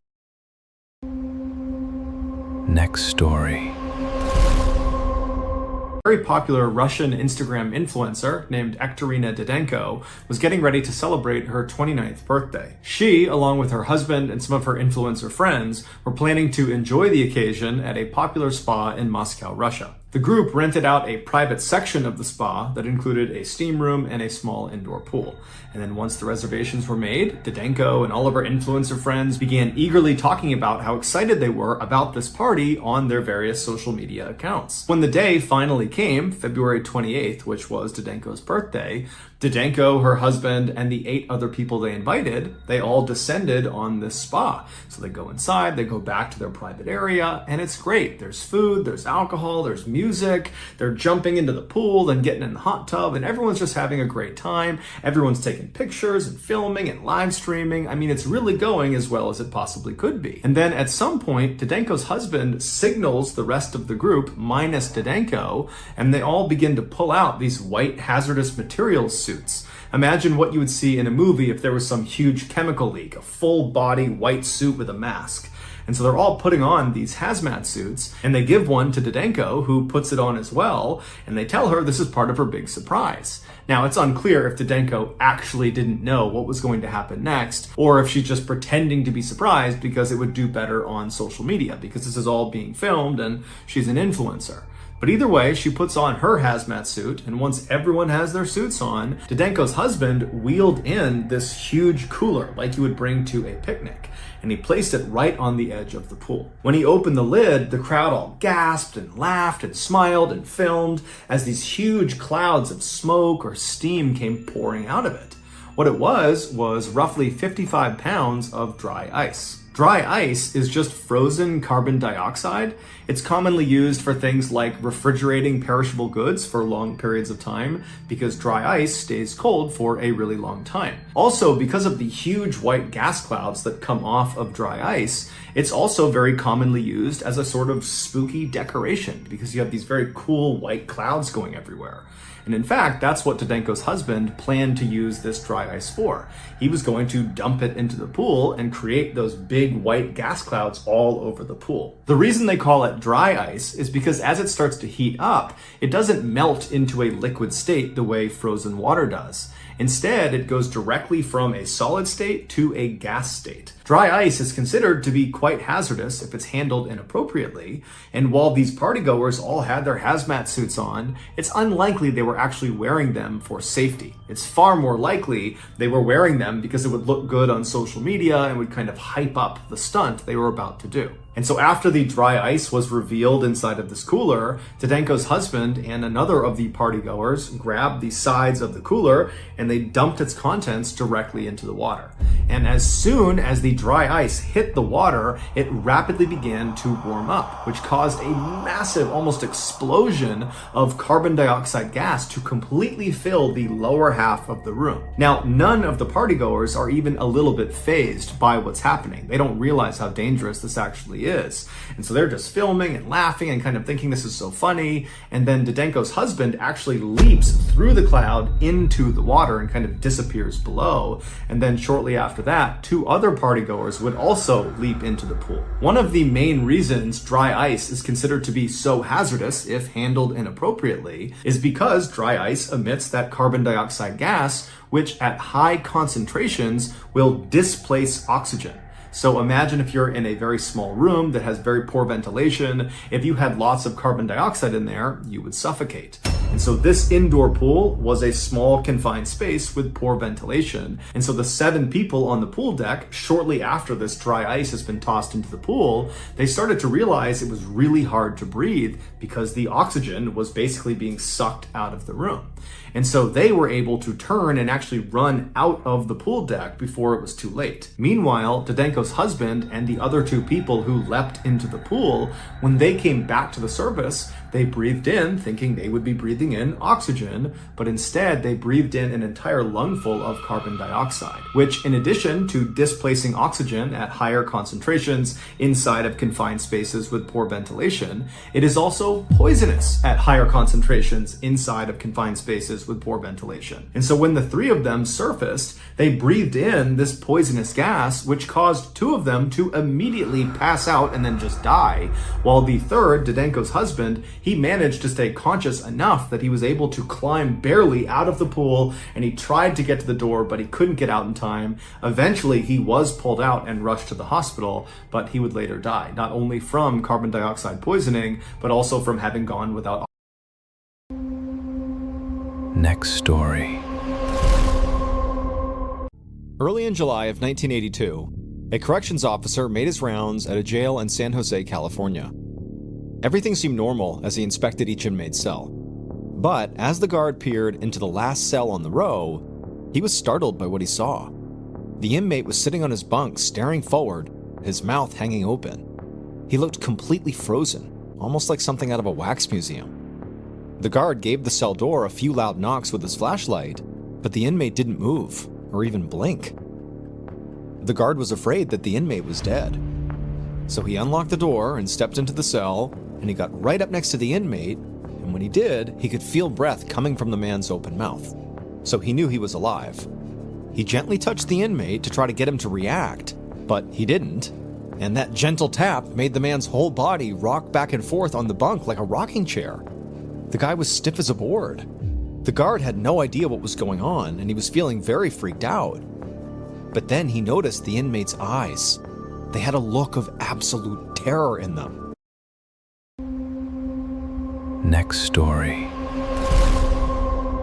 Coming from the other end of the phone. But one group of dispatchers out of Reno, Nevada may win the award for the creepiest 911 calls ever received. When the details of these calls they got were put online, the internet went crazy. Here is their story. There was this old couple that lived about 20 miles east of Reno, Nevada. In 2010, the husband dies, leaving the wife all alone in this house. Shortly after his passing, she began calling 911 2-3 times a week, requesting things like, "Can you please put some water on to boil? Hey, can you change the thermostat?" It was clear she was showing signs of dementia, and the dispatchers were respectful of her and gently told her that this is 911, you can only call if it's an emergency, and at some point the woman would understand her mistake and she would say sorry and she would hang up. No first responders were ever sent out for for these calls because it didn't seem like an emergency. It just seemed like a confused elderly person. But no matter how many times they told her, she kept calling back. And eventually her calls took a turn. Instead of calling 911 to ask for help with mundane tasks around the house, she would call 911 believing she was talking directly to her deceased husband, John. The dispatcher would pick up and the woman would say, "John, where are you? John, John." By this time, the dispatchers had gotten so many calls from this woman, they would recognize her address coming through and they knew what to expect. They would answer the phone, they'd be respectful, and they would tell her, like they always did, "This is 911. You can't call here. You need to talk to your family." And again, they did not send a responding unit out to her because it just seemed like she was confused, not in any danger. But one day when she called, she sounded frantic and scared. "John, please come home. Help me. I need help. John, come home." This time, they would send first responders out to the woman's house. When the responding unit arrives at her house just minutes after she had placed the 911 call, they go to the door and they're knocking and they're yelling for her and she's not coming to the door and it's all quiet in the house. The door's unlocked, so they open it up and they announce themselves. They walk inside and immediately they can tell the heat is not on because it's very, very cold inside the house. They look around the first floor and they can't find her, and there's no sign of a struggle or any obvious problems that could have happened inside of the house. So they go upstairs and they start searching all the rooms and no one's there until they get to the last room, and it's the bedroom. They go inside and there's an older woman who's lying on the bed and she's clearly deceased and has been for several hours because rigor mortis had already set in. The police are able to confirm that the woman who's lying on the bed is the same woman who owns the house and lives there. And at this point, they call back to dispatch and they tell them, "Hey, the woman that you claim made this 911 call, well, it can't have been her. Because based on rigor mortis, she was dead at the time that 911 call was made." But the dispatchers are like, "No way. We know what she sounds like. We speak to her multiple times a week. We have a whole protocol built when we see her address come across because we speak to her so often. That 911 call that you got that led you to that house where she was, that call was made by her." What they ultimately decide is the reason for this discrepancy is she didn't have rigor mortis. She was just stiff because it was really cold inside of her house, and that she had died in those couple of minutes between leaving the 911 call and when officers arrived. But in the back of everybody's minds, they're a little freaked out. A few days go by and another call is placed to 911 coming from that woman's home address. The dispatcher sees that and has to do a double take, like that's not possible. But they're thinking, okay, this could be a relative, it could be a friend, it could be anything. Picks up the phone and she's shocked when it's the same woman who is frantically yelling for John to come here, save me, help me, I need help. And the dispatcher, who's well aware of the history and well aware that this woman's supposed to be dead, stays calm, goes through the procedure, tries to get more information from this woman, but the call ends abruptly and there's no more information to be had. And so, not knowing what else to do, she asks a responding unit to go check this house out.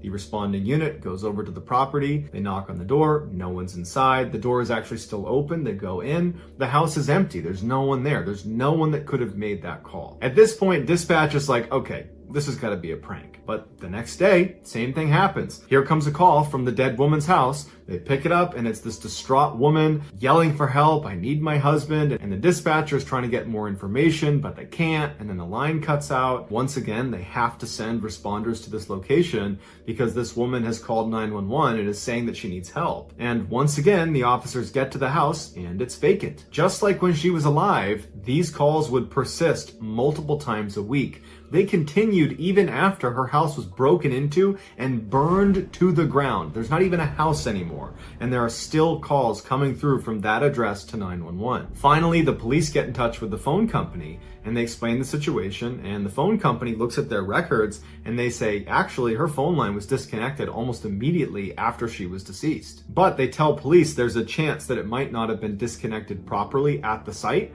and that could be a reason why it's still working. So they send a lineman to go check out the actual property to confirm her lines were disconnected properly and that no wires were getting crossed, and he said all of it checked out. Everything has been detached this whole time. The phone company thought perhaps there was a digital recording of her that got trapped in their system and was randomly bouncing to their call center. But the dispatchers would say, it doesn't sound like a recording that's playing the same every single time.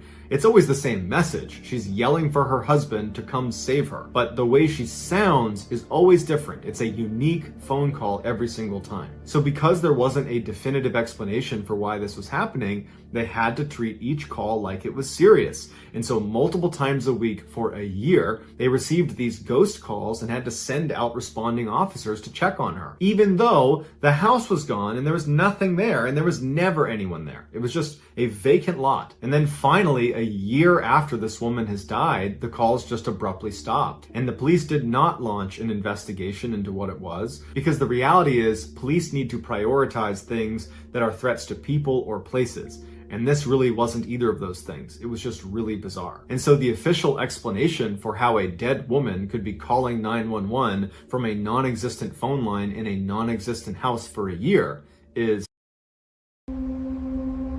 Next story. Semester at a college in Louisiana when he met another senior, a wonderful young lady named Kayla. From the instant he saw her, he knew he was in love. She played hard to get at first, but after several months, he won her over. After graduation, the pair stayed in Louisiana and moved in together while they got their careers off the ground. 2 years later, the pair got married, and almost immediately, Kayla got pregnant.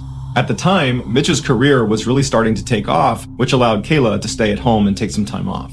By the time their daughter was born, Mitch was making so much money that Kayla decided to just stay home and be a full-time mom. A couple years later, Kayla got pregnant again, and by the time their daughter was 2 years old, they had their son. Mitch adored his children. Every morning before he went to work, he would sneak into their room and he would watch them sleep. And then in the evenings, they would have these big family sit-down meals and then play games together until bedtime. Mitch's life was perfect.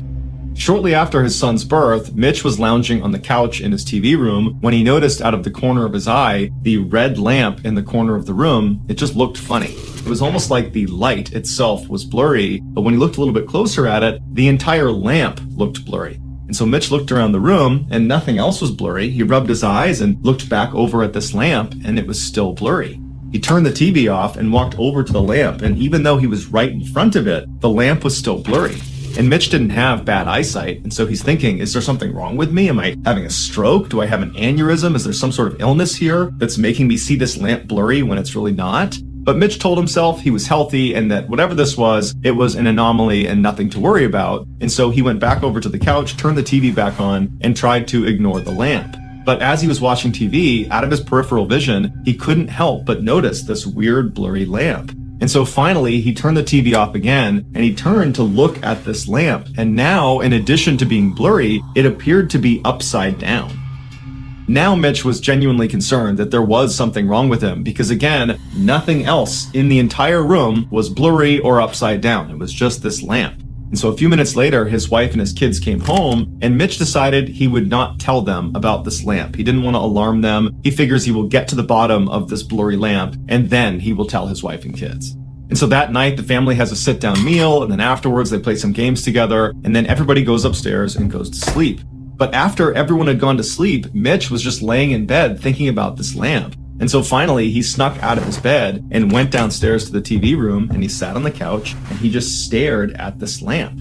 And for hours and hours, he just fixated himself on this lamp, watching it kind of morph around and turn upside down and get blurrier and blurrier by the second. The next day, Kayla found Mitch lying on the couch, passed out, and she asked him if he was okay. And again, Mitch didn't tell her about this lamp that was still blurry. He just told her that he wasn't feeling well and he was not going to go to work that day. But Mitch didn't go to work for 3 more days. He just sat on the couch and stared at this lamp. And Kayla obviously picked up on this strange behavior and kept poking and prodding to get more information about what was going on. But Mitch never told her the truth about this lamp. He just kept telling her he felt sick. She urged him to go see a doctor, but Mitch told her it would be fine, he'd get better. And then over time, as this lamp continued to morph and get bigger and get stranger and stranger, Mitch suddenly was unable to respond to his wife. He became totally unresponsive. And so obviously his wife became desperate and called the doctor. And as she's on the phone with the doctor trying to get advice about what to do, Mitch realizes the lamp is now growing in leaps and bounds. And before long, the lamp is the entire size of the room, and all he can see is the red color of this lamp. And then Mitch starts to hear these voices, these screams coming from somewhere in the distance. And then he feels this blinding pain in his head. And then he opens his eyes. And he looks up and he sees he's laying on the sidewalk next to one of the buildings at his college in Louisiana. And surrounding him is this crowd of people with wide eyes that are staring at him. Mitch had no idea what was going on, and so he naturally just began scanning the crowd, looking for Kayla and his kids to try to figure out, how he got here. But before he could ask any questions and before he could find his wife and kids, a police officer ran through the crowd, picked him up, and ran him over to his police car, put him in the back, and then began driving away. And so while Mitch is in the back of this police car, he turns to the officer and he says, "What's going on?" And the officer would tell him he was attacked by a huge college football player. He got hit in the head and he fell backwards and he hit his head again and he fell unconscious. Mitch asked the officer where his wife and kids were, and the cop said he had no idea. And that's when it clicked for Mitch. The lamp wasn't real. Neither was his wife, neither was his daughter, neither was his son, neither was his life. For the past 10 years, it was all a hallucination while he was unconscious after getting attacked. Mitch was brought to the hospital where he would make a full physical recovery, but after being released, he was horribly depressed, and he had to get intense therapy to basically grieve for the loss of his family that never existed. These days, Mitch says he can barely remember what his family even looked like, but periodically in his dreams, he will catch a glimpse of his son in his peripheral vision, and his son is perpetually 5 years old, and he's trying to talk to his father, but Mitch can never understand. Next story. In a boat just off the coast of Aberdeen, Scotland, and you cruise eastward, after about 7 hours, depending on your speed and the weather, you would come across this massive man-made structure jutting up out of the ocean. It looks like a cross between a construction site and a corporate office building sitting on top of 100-foot-tall metal stilts. It's called Magellan, and it is an offshore oil rig, and it will remain in place until all the oil has been sucked up in that area. The people who work, often for weeks or months at a time, on rigs like Magellan are known as roughnecks, and they have one of, if not the most dangerous job in the world. All exterior surfaces on these offshore rigs are always slick, either with water or oil, and so there is a constant risk of falling, sometimes hundreds of feet. If you're up on a higher platform, you could fall to a lower platform, which could be fatal, or you could fall clean off the rig all the way to the ocean 100 plus feet below. If you add in some bad windy weather, the risk of falling increases tenfold. Also, the crude oil that these roughnecks are drilling for is highly combustible, and so fires are a huge concern as well. And if that wasn't risky enough, there's also this phenomenon known as a blowout, where basically the oil well that the drill is actually drilling into will just explode. Now, all rigs have some sort of mitigating equipment to try to save themselves in case this occurs, but in reality, if it happens and you are unfortunately near the drill when it happens, you are likely to be killed or maimed. While the downsides of working on an oil rig are fairly obvious, the upsides are too, namely, your pay is fantastic. In 2000, a 41-year-old father of two named Gordon Moffat was a roughneck working on the Magellan. His primary job was to perform maintenance on the drill. Now, these offshore rigs work great most of the time, but they do have a habit of breaking down fairly often. And for a drilling company, anytime they are not sucking out crude oil, they're losing money. And so it was just a known thing when you worked on one of these rigs that as soon as there is an issue that causes the drill to stop working, it must be fixed immediately, whether it's day, night, horrible weather, good weather, it didn't matter. It had to be fixed right away. And so on the night of October 9th that year, Gordon had just gotten back to his quarters to end the day when he got a call on his radio that he was actually needed to come back out to fix a problem that had stopped the drill. Now, Gordon was a seasoned roughneck, and he had grown quite accustomed to these late night calls to go out and fix things, and so he wasn't annoyed. He just put his stuff back on, turned around, and he headed out the door. When Gordon got to the main deck, which is this wide open metal platform right in the middle of the rig where the drill actually passes down through it on its way to the ocean,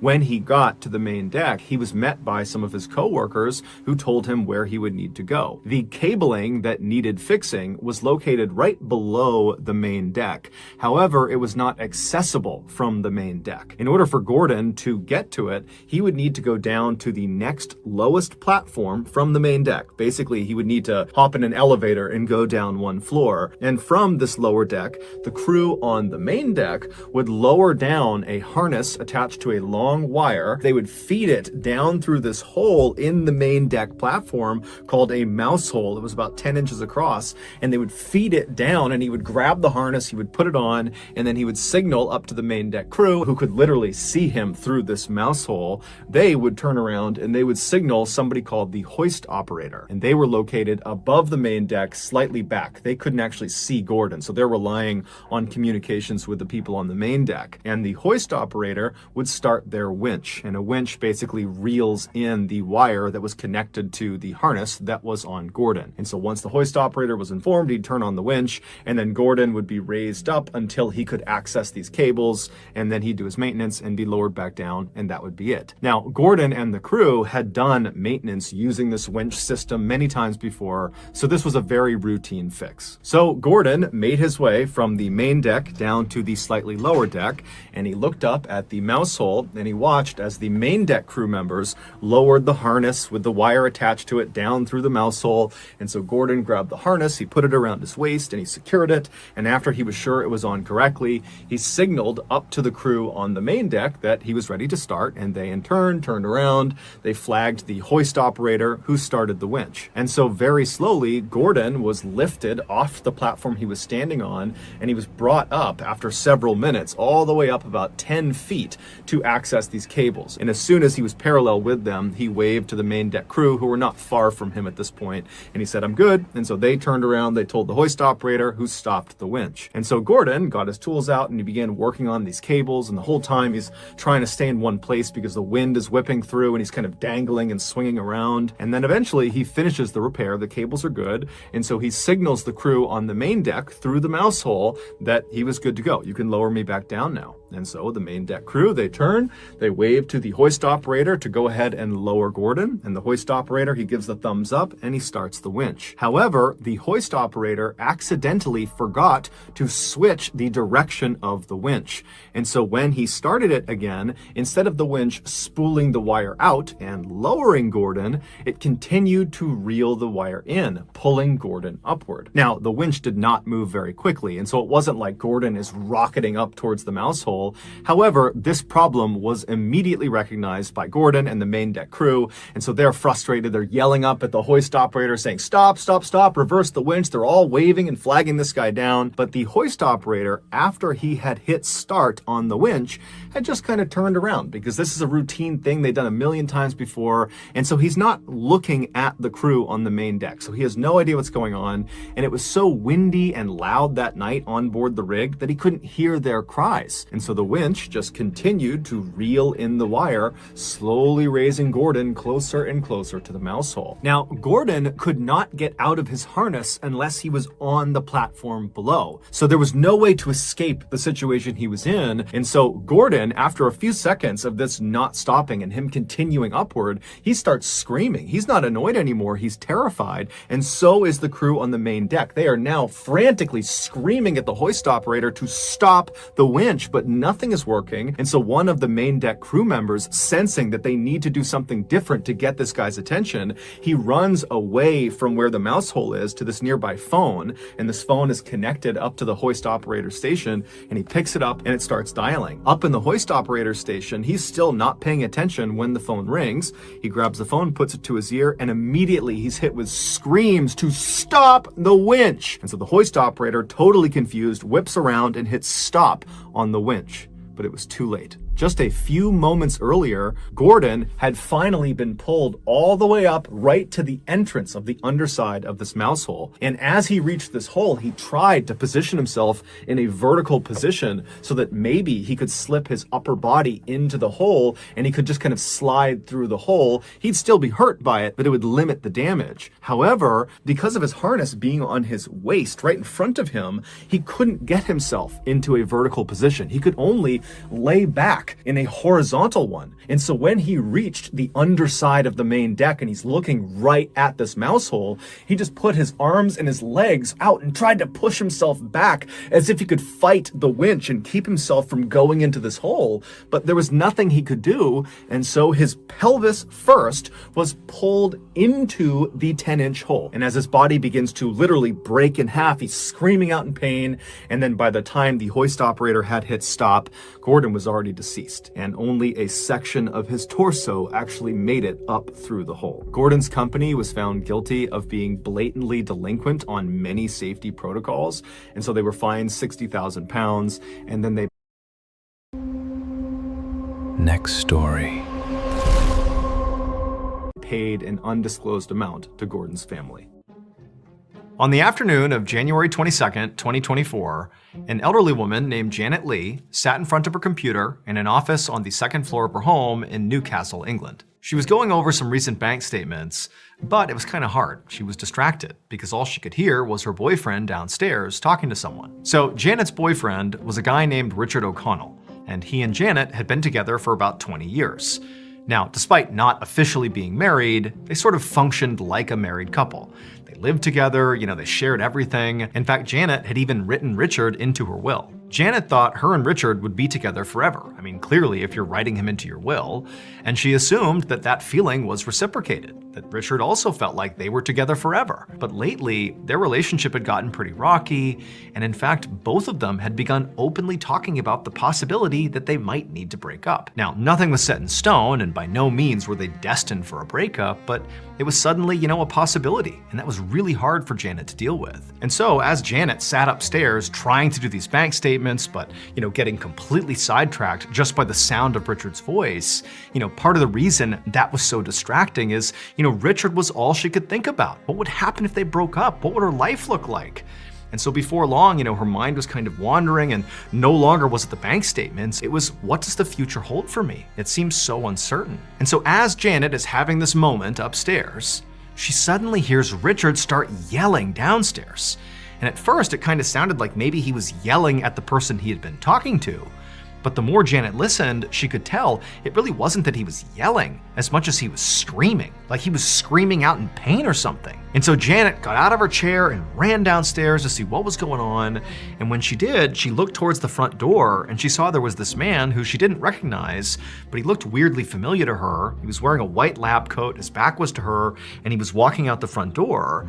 And before she could even begin to process who this guy was and what he was doing here, she heard the sound of Richard again kind of calling out in pain, less loudly this time, but definitely in real pain. And she turned, and sure enough, there was Richard in the living room, clutching his shoulder and grimacing like something was really hurting him. And so Janet, she walked over to him and she's like, what's going on? Like, what's wrong with you? And who was that guy? And tell me, what's happening here? And so Richard, through gritted teeth, would tell her that he had just gotten a COVID vaccine shot and it really hurt. And that guy who had just given it to him was a guy from NHS, the National Health Service, and he just came by to administer the shot. And so Janet heard what he said, but it wasn't really computing. Like, why aren't you getting the shot done at the doctor's office? Why are you having somebody come here to administer it? That's unusual. But, as she was thinking about this, she could clearly see that what was really important right now was that Richard was in agonizing pain. I mean, he was holding his arm and kind of rocking back and forth, moaning. Clearly, he was having some sort of reaction to the shot. And so she forgot about the weirdness around why he got the shot and how he got the shot, and said to him, hey, do you want to go to the hospital? I can drive you. And at this, Richard kind of sat up straight and took a deep breath, clearly trying to calm himself down. And even though obviously his shoulders still hurt from the shot, he said to Janet that, the guy from the NHS told me this was normal. There's pain associated with this particular shot, and it would just go away on its own. And so I'm just gonna wait and let this thing fade. At this point, Janet was still worried about Richard, but, he seemed pretty confident that this was not a big deal. And so she decided she would simply follow his lead. And she said, okay, if that's what you want to do. And then she turned and she went upstairs and continued trying to do her bank statements. But 2 days later, Janet did end up driving Richard to the hospital. Because over those 48 hours since Richard got that COVID shot, the spot on his arm, the injection site, had turned red and began to blister and bleed. and then eventually it turned black. And so at that point, they went to the ER. Hospital doctors would diagnose Richard with something called necrotizing fasciitis, which is a bacterial infection more commonly known as flesh-eating disease. Basically, the skin and muscle of Richard's arm was dying and rotting, but from the inside out. The doctors told Richard he would have to have emergency surgery to remove the rotting flesh to stop the spread of this infection. But before they could even do that, they needed to figure out how this infection had even begun. And so at this point, Richard began telling the doctors all about how, 2 days earlier he'd gotten his COVID shot, and pretty much right away it had been so painful, and then it blistered and bled and turned black. And then also, over the course of this discussion that Janet is listening to as well, Richard began describing the NHS guy who had actually come to his house. Now remember, Janet had only seen this guy for a brief second when she had run downstairs. She had seen him walking out the front door, she just saw the white lab coat, but something about him seemed weirdly familiar, but she kind of put that thought out of her mind. But now, as she's listening to Richard describe this NHS guy with a little more detail this time, suddenly something clicked. She realized she knew why this guy seemed so familiar. And this realization filled her with horror. It would turn out that NHS nurse was not really an NHS nurse. Instead, they were a man that both Janet and Richard knew very well. However, they were extremely well disguised, and so Janet and Richard did not recognize them. This man's name was Thomas Kwan. And Thomas, after coming inside their home, did not inject Richard with COVID-19 vaccine. Instead, he injected Richard with a deadly pesticide called iodomethane. That pesticide immediately caused that excruciating pain that Richard was feeling that caused him to scream out, and ultimately killed and began to rot away the flesh in his arm. It would turn out Thomas Kwan was Janet's son, and he was furious at her for putting Richard in her will and allowing Richard to get her house when she died. And so he decided he would basically inject poison into Richard, killing Richard to secure the house for himself. But Richard would survive the ordeal. He would have to undergo several pretty intense surgeries, but he ended up being okay. As for Thomas, he was arrested and convicted of attempted murder and sentenced to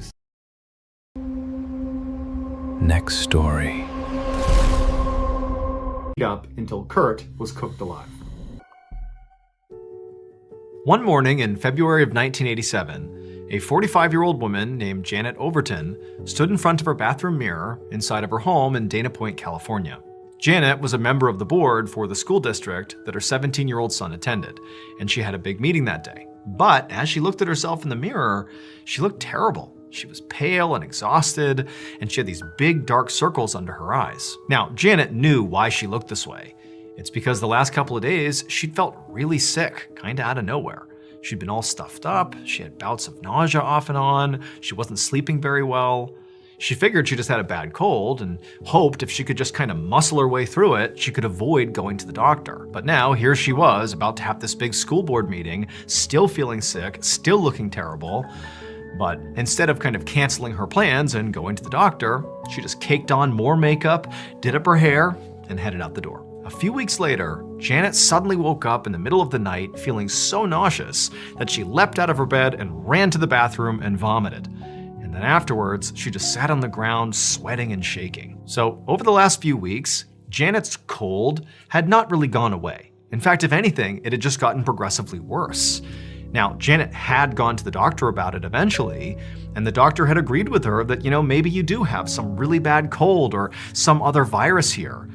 But the only thing they told her to do was just, rest and stay really well hydrated, and whatever this is, it'll just run its course. And so that's exactly what Janet had been doing over these several weeks, but it hadn't helped.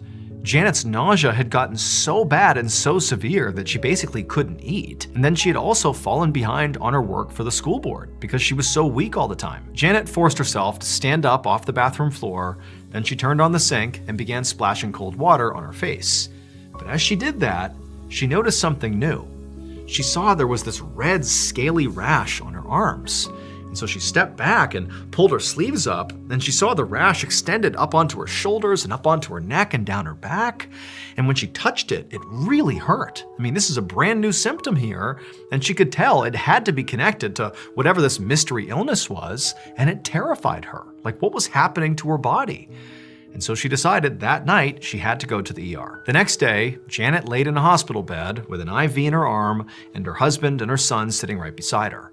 She still felt absolutely horrible. She still felt nauseous, she had cold symptoms, and that rash had now spread up to her neck and onto her face, and it had begun to blister. All night, the doctors had been running tests on Janet to try to figure out what was going on.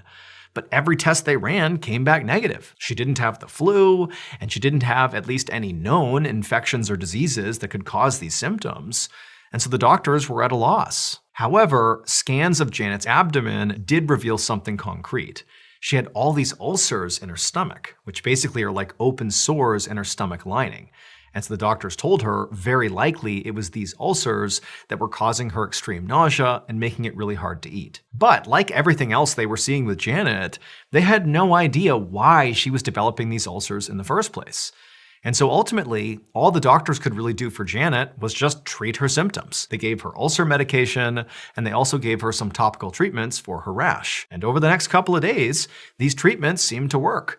Her ulcers went away, and her rash basically disappeared, and overall she felt a lot better. Not back to 100%, but pretty close, to the point where she was discharged. And so Janet and the doctors were like, okay, we don't really know what this was or why it started. We just hope it never comes back. Several months later, on January 24th, 1988, Janet was at home getting ready for a whale watching trip with her 17-year-old son, and she felt horrible. Ever since leaving the hospital, she had periodically just kept getting sick over and over and over again. And each time she would go back to the hospital and they would just, treat her symptoms because no one could figure out what was wrong with her. And then eventually she'd get better and go back home and the cycle would repeat. And so on this particular day, even though Janet felt sick as a dog, she just told herself she was going to push through this and try to have a good day with her son on this whale watching trip. So she put on a ton of makeup, she put her hair up, slammed some coffee, and then went downstairs to meet her son. Then the two of them headed outside, walked over to the car, and right as Janet was about to grab the car door handle and get inside, she stood there for a second and then just collapsed. Janet's husband and son immediately rushed Janet to the hospital, but by the time they got there, it was already too late. Janet was dead. Her doctors were obviously baffled because they had been baffled for months now. Nobody knew what was happening to her. And so ultimately they brought in a coroner to do an autopsy to try to figure out once and for all what was going on with Janet. And as soon as the coroner cut open Janet's stomach to examine the contents, he was hit with this smell that was very distinct that instantly told him exactly what had killed Janet. And as soon as he smelled it, he stopped what he was doing and contacted the police. And the police immediately sent detectives to Janet's house, and they began gathering up all these items inside the house to be tested. And the results of these tests confirmed the coroner's theory. As Janet got sicker and sicker, she had this mentality of like, I'm gonna push through this thing and not go to the doctor. I'm just gonna pretend this isn't even happening. And so when she was caking on all that makeup every day and chugging all this coffee, to combat the tiredness, that was all just an effort to, pretend this wasn't really happening. But what she didn't realize is that the makeup and the coffee were actually killing her. It would turn out there was a deadly chemical in her makeup called selenium that was slowly killing her. And then in her coffee was cyanide. And cyanide has a very distinctive smell. It smells like almonds. And that's what the coroner smelled when he opened up her stomach. But these deadly chemicals did not appear in her makeup and coffee naturally. They were put there by Janet's husband. He believed Janet was having an affair, and so he set out to murder her. He first began placing the selenium in her makeup, and it was slowly killing Janet, but it was not happening fast enough. And so finally, on the day of the whale watching trip, her husband put the cyanide in her coffee, and it killed her pretty much right away. Richard Overton was convicted of first-degree murder, and he was sentenced. Next story. All right, let's get into today's stories.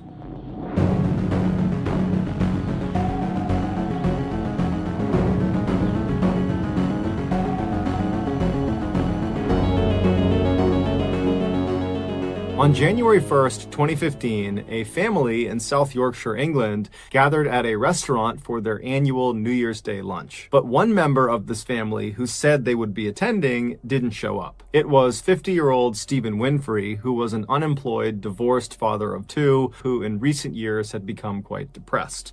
When they reached out to him on his phone and he didn't pick up, the family pretty quickly started to worry that something could have happened to him, that, perhaps he did something to harm himself given his mental state. But his sister, Nadine, who was at this lunch, she reassured the rest of the family that she had spoken to Stephen the night before and he was in great spirits and had told her that his plan was to go rabbit hunting the next day on New Year's Day before heading over to the restaurant for lunch. And because Nadine knew that her brother recently had really taken a liking to rabbit hunting, it was one of the very few things that actually made him happy, she told the family, look, I bet you anything he just lost track of time and he will get here late, or maybe we won't see him at all, but at least he's out doing something that makes him happy. And so the family was reassured by this, and so they sat down at their table, they ordered their food, and the whole meal, everyone's kind of looking over at the front door, expecting Stephen to come strolling in at any minute. But when they finished up eating, he still had not arrived. And so as the family was getting ready to leave the restaurant and head back home, they all decided that, you know what, I'm sure Stephen is fine, he's doing something he loves, I'm sure he did just get carried away, and so we'll just wait for him to contact us. And so the family, they all leave the restaurant and they spend the rest of the day at their respective households, and then the following morning they all get in touch with each other and they discover that still no one has seen or heard from Stephen. And so at this point the family just felt like there was something off about this, and so they contacted the police and they reported him missing. As the police were getting ready to head out and begin looking for Stephen that day, they received a call. Stephen had been found. Although the exact details of what happened to Stephen may never be fully understood, this is the best theory that the police have come up with. On New Year's Day, January 1st, the day Stephen was supposed to meet his family for lunch, he had gotten up early and headed out to a nearby forested park to do some rabbit hunting, just like he told his sister he would be. He had gone to the park with his dog and some ferrets. The way Stephen caught rabbits is he would release these ferrets into various rabbit holes, and then he would stand back with his rifle and he would wait for the ferret to run the rabbits out of their holes, out into the open, and then he would raise his rifle and shoot at the rabbits, and then his dog would run over and grab the rabbit and bring it back to him. And so all morning long, he was doing this with relative success, and then something happened to where Stephen decided he needed to actually look inside of one of these rabbit holes. Perhaps one of his ferrets got stuck, or one of the rabbits got stuck, but either way, he wanted to look into the opening of one of these rabbit holes, and so he walked over to it, and apparently he couldn't quite see whatever it was he wanted to see, and so he got down on his hands and knees and stuck his head into this rabbit hole opening. Now, these openings to these rabbit holes are pretty narrow, and so once he forced his head inside, it got stuck. He could not pull it out again. And so all around the outside of this hole where his head was stuck, there were these deep divots that his hands had obviously dug once he realized he was stuck, because he was trying to dig the entrance a little bit wider to get his head out. But as he was working really, really hard and laboring to kind of dig this hole out, he was burning up the very limited amount of oxygen that was inside of this hole. And so very quickly, as he was trying to save himself, he would have started to struggle breathing because there just wasn't enough air in this hole. And so when it became clear he was starting to suffocate, he abandoned the approach of trying to dig himself out and began trying to contort his body outside of the hole at really extreme angles to try to pop his head out, even if it meant breaking his neck in the process. But no matter how hard he tried, he just could not get his head out. The following day, January 2nd at 4 p.m., this is after Stephen has been reported missing, a person walking through that forested park, they found Stephen. They saw his body poking out of that hole at a really extreme angle, and so they called the police. The police showed up to the park, and they confirmed that Stephen was dead. He had suffocated. His death was not ruled a suicide. It was determined to be an accident. As for Stephen's dog and his ferrets, they were found near his body. Next story. I never thought I'd tell. People who knew the main subject of this story said he never wanted it shared, yet the title came from his final written note in a sealed incident report. The story centered on a 40-year-old technician named Latham Royce, who worked for a regional utility company that serviced rural counties with long miles of aging power lines. He preferred quiet schedules and predictable routes, and he kept to himself outside of work. That day, he planned a routine inspection run toward a hillside substation that often suffered weather damage. He left his small office building shortly after sunrise and loaded his truck with standard tools and a handheld meter. He told dispatch he would check the substation, inspect a few nearby relay posts, and return before mid-afternoon. The weather looked clear and the roads felt familiar. Latham enjoyed the quiet drive because early routes rarely involved complicated repairs. He parked near the substation gate and listened to the hum from the transformers as he prepared his gear. The incident began when he walked toward the main relay cabinet and noticed the lock hanging open. The padlock sat on the ground as if placed carefully rather than dropped. He knelt to check for damage and saw faint scrape marks on the metal that suggested someone tried forcing the latch recently. He photographed the cabinet for documentation and radioed dispatch to report tampering. When no reply came, he assumed the signal dipped behind the hill and continued inspecting the site. He opened the cabinet and saw a thick strand of wire removed from its proper mount and laid across the bottom in a strange curved pattern. The wire showed no arc marks or heat damage, which ruled out common electrical faults. He traced the pattern with his eyes and realized it resembled a shaped track rather than loose wire placement. He took another photo and noted the direction of the curve in his log. The surrounding gravel showed footprints that did not match his boot style. The complication deepened when he followed the footprints toward a ridge behind the substation. The prints ended near a small patch of ash on the ground. The ash pile looked too neat and dense for normal debris. He used a small metal probe to lift a fragment and realized it came from burned paper. A partially intact corner displayed faint grid lines consistent with utility schematics. He searched the area and found a second fragment with the letters RO faintly visible. Latham felt uneasy because missing schematics indicated a serious breach. He stepped farther into the brush and found a small metal tag half buried under leaves. The number on the tag matched an older transformer once listed in a unit that had been replaced years earlier. He placed the tag in a sample bag and photographed the location. He sensed someone had walked the ridge recently.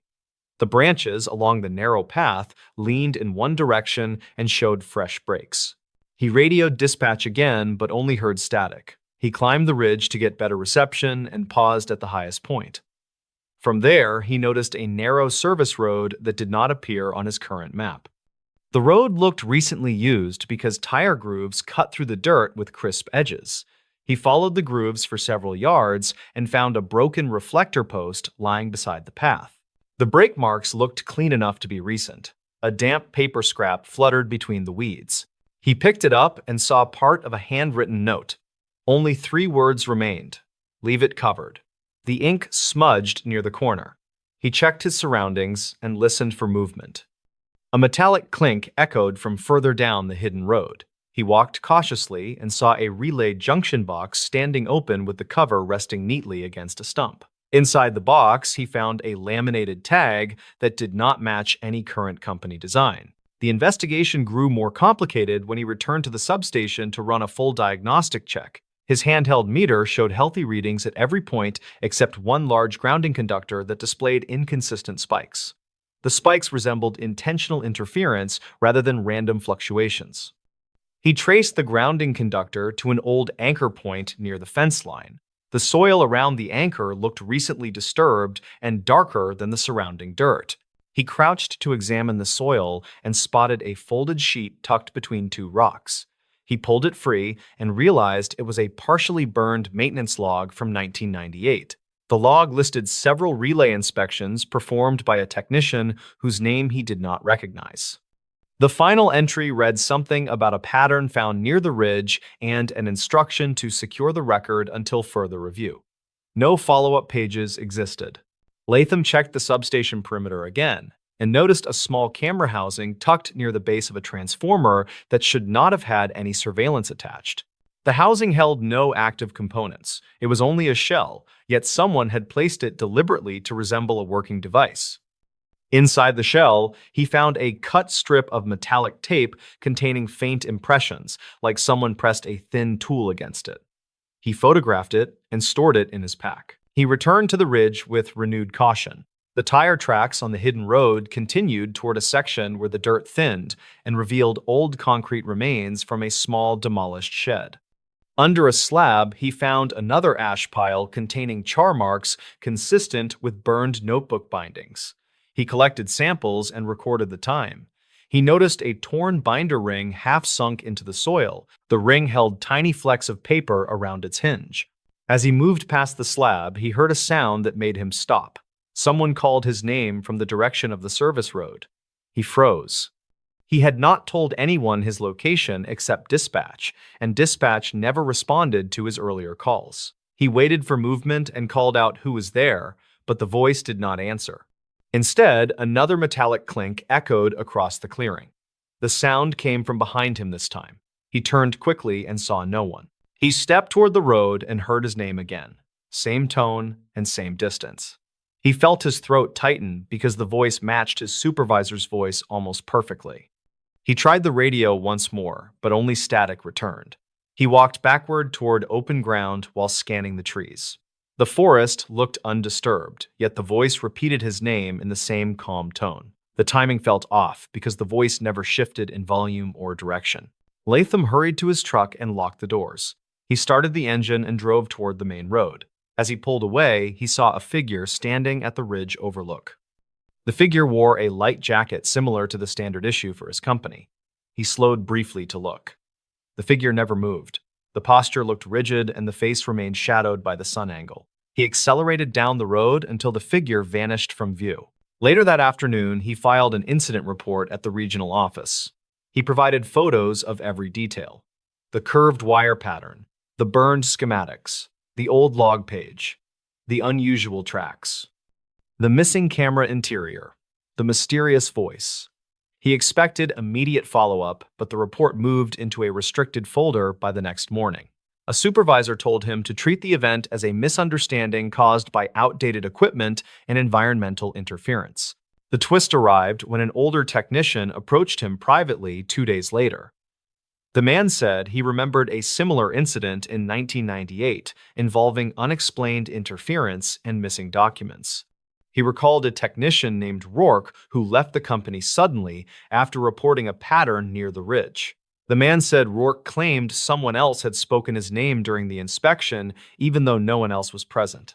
Latham checked archived notes and found a redacted summary describing a suspended review connected to the old substation. The summary listed several missing logbooks and referred to an unknown visitor observed near the ridge. The entry ended with a directive to discontinue further field checks of that area without written approval. Latham realized the burned papers matched the missing logs. He no longer doubted what happened at the ridge. Someone had tampered with the site long before his visit, and someone continued observing technicians who inspected the area. The voice that called his name likely came from a recording device or a hidden repeater used to lure him closer. He felt grateful he left as soon as he did. He added a final handwritten note to the report before sealing it. The button settled when Latham requested reassignment to a different region. He told a few close friends that he did not want that story shared, yet he felt relieved someone finally documented the evidence.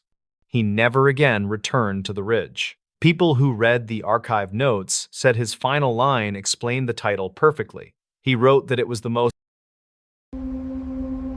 Next story. town horror stories that locals never talk about. Sultan, Washington remains a quiet region where the dense evergreens often hide the heavy morning mist in the early fall. Local residents usually avoid discussing the specific events that occurred near the edge of the Skycomish River during 2015. Records from the county sheriff indicate that several calls regarding unexplained activity originated from a single remote property that year. Investigators reportedly found the circumstances surrounding the inhabitants to be highly irregular based on the available dispatch logs from then. The following account details the documented experiences of three individuals who encountered something they simply could not easily explain. 32-year-old Mark Miller worked as a local timber surveyor who spent most of his days deep within the woods. He lived in a modest cabin with his younger brother David, who was 24 and worked as a seasonal mechanic. Their friend Sarah joined them during the autumn months to help renovate the aging structure before the harsh winter arrived. The group intended to finish the exterior repairs quickly so they could enjoy the isolation of the Washington wilderness. State records show that Mark had lived in the area for nearly a decade without reporting any significant safety issues. They did not realize that their presence on the property had been noted by someone or something in the brush. The dense forest surrounding the property was comprised of ancient cedar trees that effectively blocked out most of the natural sunlight. Archived notes from a previous land survey conducted in 2010 mentioned that the soil in this region was unusually soft.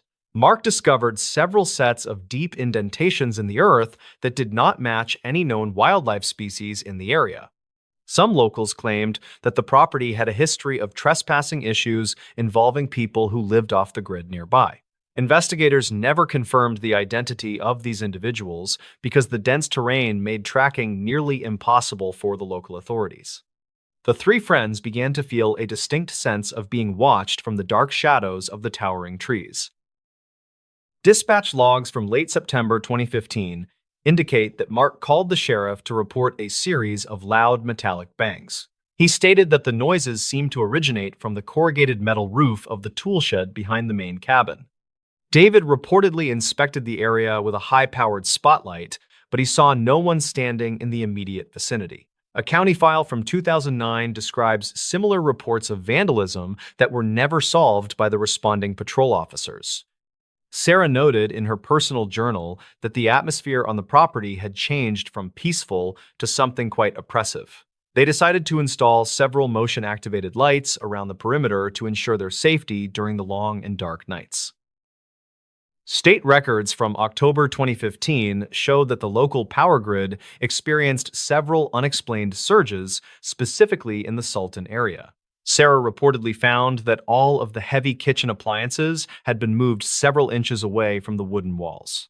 She told the investigators that she heard the sound of slow breathing coming from the other side of her door. Records conflict regarding whether there were any signs of forced entry found by the officers who arrived later that evening. Some locals claimed that the cabin was built on top of an old mining shaft that created strange acoustic effects. The group became increasingly paranoid as they realized that their physical environment was being subtly altered by an unknown force. Archive notes from the county coroner mention a discovery of several dead animals that were arranged in a perfect circle. Mark found these remains near the edge of the clearing where he usually parked his heavy-duty timber hauling truck.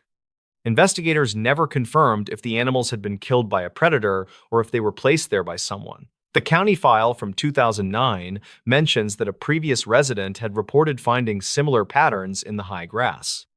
David reportedly began to suffer from severe sleep deprivation because he heard the sound of footsteps on the porch every night. He described the noise as a heavy dragging sound that lasted for several minutes before fading away into the deep woods. Dispatch logs from November 2015 record a second call regarding a security breach in the lower level of the cabin. David reportedly found the heavy iron padlock on the cellar door had been snapped off with a pair of bolt cutters. He told the deputy that nothing appeared to be missing from the storage area despite the door being left wide open. State records indicate that the officers found no fingerprints on the metal surface of the lock or the door handle itself. Some locals claimed that a group of transients was known to use the abandoned mining tunnels for shelter during the winter. Investigators never confirmed this theory because no one was ever located in the subterranean passages beneath the Sultan Forest area. Sarah reportedly captured a single grainy photograph of a figure standing near the tree line during the early hours of the morning. The image shows a tall and thin shape that appears to be wearing a dark hooded coat with no visible face. Archived notes from the sheriff department state that the photograph was too blurry to provide any useful evidence for a search. Records conflict on whether the figure was a physical person or simply a trick of the light among the tall trees. Mark decided to board up the lower windows of the cabin to prevent anyone from looking inside during the night. The three friends stopped leaving the house after the sun went down because the feeling of being hunted became too intense. The final entry in the county file from 2015 describes a massive disturbance that occurred on the 3rd of December. Dispatch logs indicate that a neighbor heard the sound of glass breaking, followed by several loud screams coming from the property. When the officers arrived, they found the front door standing open, and the interior of the cabin was in total disarray. State records show that a significant amount of blood was found on the kitchen floor, but no bodies were ever recovered. Investigators never confirmed the origin of the biological samples because the DNA profiles did not match any of the residents. Some locals claimed that they saw 3 people walking into the river, but these reports were never verified by the police. A massive search party was organized by the local community members who spent 3 weeks combing through the dense evergreen forest. Volunteers reportedly found a single piece of torn clothing that belonged to Sarah snagged on a thick branch near the river. State records indicate that the search was eventually called off due to the arrival of a severe winter storm that year. The investigators found several items of personal value scattered along a trail that led toward the highest peak in the region. Records conflict regarding whether the items were dropped in a hurry or if they were placed as markers for the police. No trace of Mark or David or Sarah was ever found despite the extensive efforts of the local search and rescue teams. The case remains unsolved in the archive notes of the Washington State Police as a mysterious disappearance with no clear motive. The property in Sultan was eventually sold to a private developer who demolished the cabin and cleared the surrounding forest area. County records from 2021 show that no further incidents have been reported on that specific piece of land since. People who live in the region still avoid the area near the Skycomish River when the heavy morning mist rolls in. They reportedly believe that some secrets are better left buried in the soft soil of the deep and dark Washington woods. The true fate of the 3 residents remains one of the greatest mysteries in Next story. Promotion. Okay, back to the stories. Brian Joplin was born in 1972 and was raised in this tiny town in Oklahoma called Hugo. He was a big guy, so growing up, he was always encouraged to play football, and he did, but his real passion had always been working on cars. It was something he loved to do, and he was extremely good at doing. After he graduated high school, he stuck around in Hugo doing some auto body work, but he got this feeling that he should do something bigger with his life.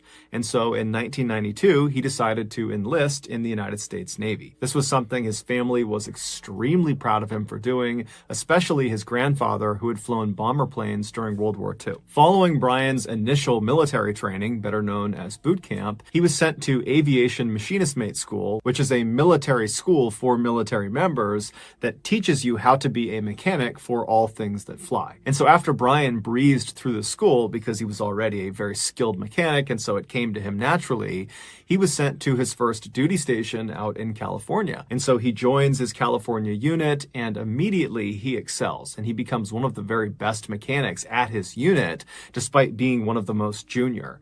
And while he was in California, he also met his wife, Belinda. And so over the next several years that he was in California, and then he moved around to Texas and a couple other places, he just continued to shine at work. And at home, he and his wife began building a family. They had 2 daughters. And so by and large, everything in Brian's life was going exactly to plan, until Brian made a terrible mistake. Fast forward to October 4th, 2005, and Brian, who was 32 at the time, was deployed with his unit to Bahrain, which is a country in the Persian Gulf. That particular day, Brian, along with 2 other mechanics from his unit and 2 pilots from his unit, had been tasked with flying from Bahrain north to Kuwait, which is another country in the Persian Gulf. This was a routine flight, about an hour long. It was one they had made several times during this deployment. Brian Brian was not really looking forward to doing it, and neither were the other people that were on this particular flight.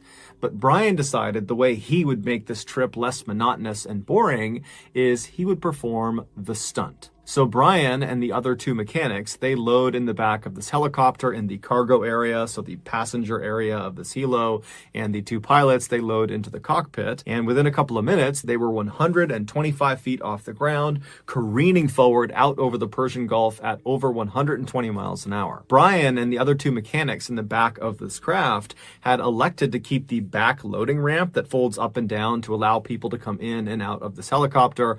They had decided to keep it down for this flight. So basically, they had this huge opening that just looked straight down to the earth. But this is a very common thing in the military. Lots of helicopters, when they're flying around, have either a side door open or the back ramp down because it provides an incredible view. And more importantly, it provides this amazing breeze inside of the cabin. A few minutes later, when the helicopter is way out over the Persian Gulf, Brian decides now is a good time to do this stunt. And so he looks across at the other side of the helicopter and kind of signals at the other two mechanics. It's super loud inside of the back of a helo, and so there's no way they could have spoken to each other besides with a headset, and they were not about to speak about this stunt over the headset because they didn't want the pilots to know. And so Brian signaled to the other two because they were totally in on his stunt he was about to do, and so they grinned, and one of them pulled out a camera to be ready for what he was going to do, and then Brian disconnected his helo lanyard. So inside of a military helicopter, you'll find all these metal eyelets, these little rings all over the floor, the walls, the ceiling, and these are there in order to attach cargo or strap things down, or to attach yourself, a person, inside of the helicopter. And so the way you do that is by using your helo lanyard. It's this belt you wear that has this special strap that comes off the front of it, and at the end of this 1 or 2 foot long strap is a carabiner, a clip, and you clip that onto any of those eyelets. And so that keeps you from flying out of the helicopter if the pilots need to maneuver suddenly, or if you lose altitude, anything can happen inside. And so Brian removes his helo lanyard and then grabs this stretch of nylon rope. It was like a crudely built safety harness that kind of functioned like a helo lanyard in the sense that there was a carabiner on one end, and on the other there was a way to attach it to yourself. But unlike it being this belt and kind of high-tech system that attached to him, it was really just kind of a slip knot on one end of this 10-foot long line. And so Brian most likely had built this 10-foot long safety harness for this particular stunt, or someone else had. But either way, he picks this up after detaching his helo lanyard, and he puts the loop end of this 10-foot line, the slip knot end, over his head down to his waist, and then cinched it tight. And then he very carefully stood up and walked towards the back of the helo, and then he clipped the end of this 10-foot line with the carabiner into one of the eyelets on the ground, right where the back ramp begins to go down. And so once that was in place, he turned and looked at the other two mechanics and gave them one more thumbs up, and then he got down on his hands and knees and he begins crawling backwards down the ramp. And so once he gets to the very edge of this ramp, so literally right behind him is just the open air. At that point, he grabs with his left hand one of those metal rings that are on the actual ramp itself. He gets a firm grip with one hand, and then with his right hand, he grabs the side of the ramp. There's some metal framing there. And so once he had a good grip and he felt confident in it, he kind of slowly lowered his lower half until it slipped off of the ramp. And as soon as it did, the winds outside the helicopter, the 120 mile an hour plus winds, they immediately swept his legs up and kind of held them in the air horizontal like he was flying. And so he's holding on to the back of the ramp, but his arms are kind of tucked up near his chest. But once he feels his legs up in the air, he slowly extends himself. And finally, when they were fully extended,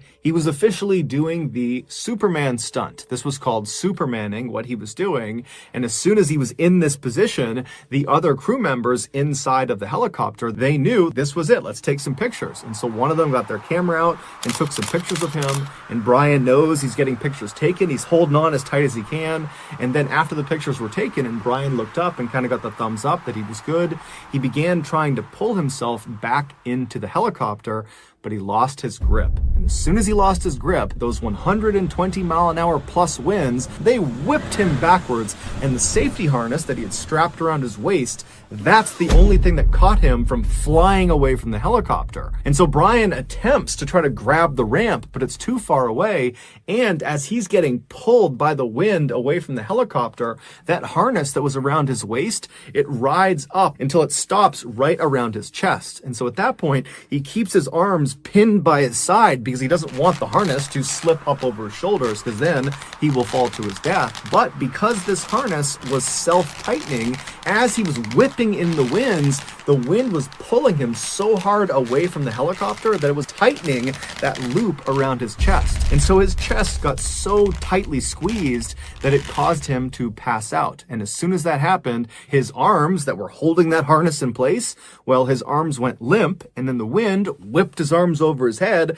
and the harness immediately slipped up over his shoulders, off his head, off his arms, and he went flying 125 feet all the way down to the water below, where he died. There were at least 8 people that were punished for this incident, including the 2 crew members in the back of the helicopter taking pictures, because they were totally in on this. But the details of the punishment.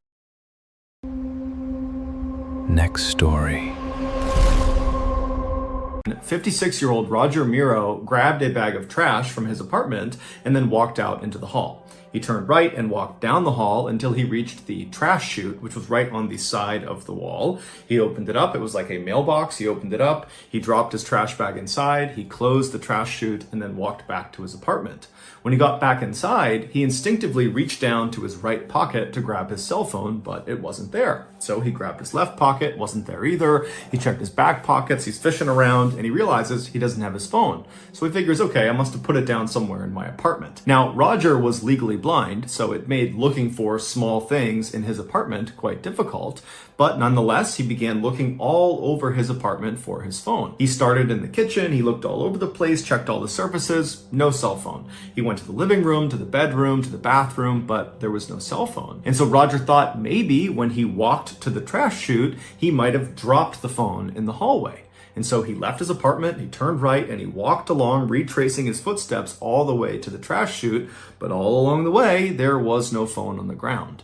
And so as he's standing in front of the opening to this trash chute, he thinks to himself, maybe I accidentally put my phone in the trash bag that I have now just dropped down this trash chute. And so as Roger is standing there wondering what he's supposed to do, one of his neighbors walked out into the hall and looked down and saw Roger standing there kind of inquisitively looking at this opening to the trash chute. And they asked Roger, what's going on? And Roger explained the whole phone situation. And the neighbor said, well, hey, why don't you go down to the first floor and ask the manager if you can get the key to the trash room on the first floor where all the trash goes. And so Roger said, thank you very much. He turned and made his way to the elevator, and the neighbor went back inside of his apartment. Roger went down to the first floor. He went to the manager's office. He knocked on the door. And when the door opened, the manager was obviously very busy with something. And Roger would say, hey, I'm just looking to get into the trash room. I think I might have accidentally thrown my phone away. And I just want to have a look in the trash to see if I can find it. Now, this manager knew he was not allowed to let anybody who lived in the apartment complex go into that trash room on their own. It was a dangerous space. And so the manager was supposed to go in there with them if they needed to go in and look around in the trash. But right when Roger went up to the manager's office, the manager was waiting for a very important phone call and so couldn't really leave his office. But the manager kind of empathized with Roger and felt bad for him and said, okay, you know what? I'll just give you the key. You can go in there on your own and go looking for your cell phone. I hope you find it. And when you're done, just bring the key back here. And so Roger said, thank you very much. He took the key, he left the office, and he made his way down the hall to the trash room. And when he got there, he unlocked the lock and went inside. A few hours later, Roger's wife came home from work, and when she got to the apartment, Roger wasn't in there. She tried calling his cell phone, but he didn't pick up.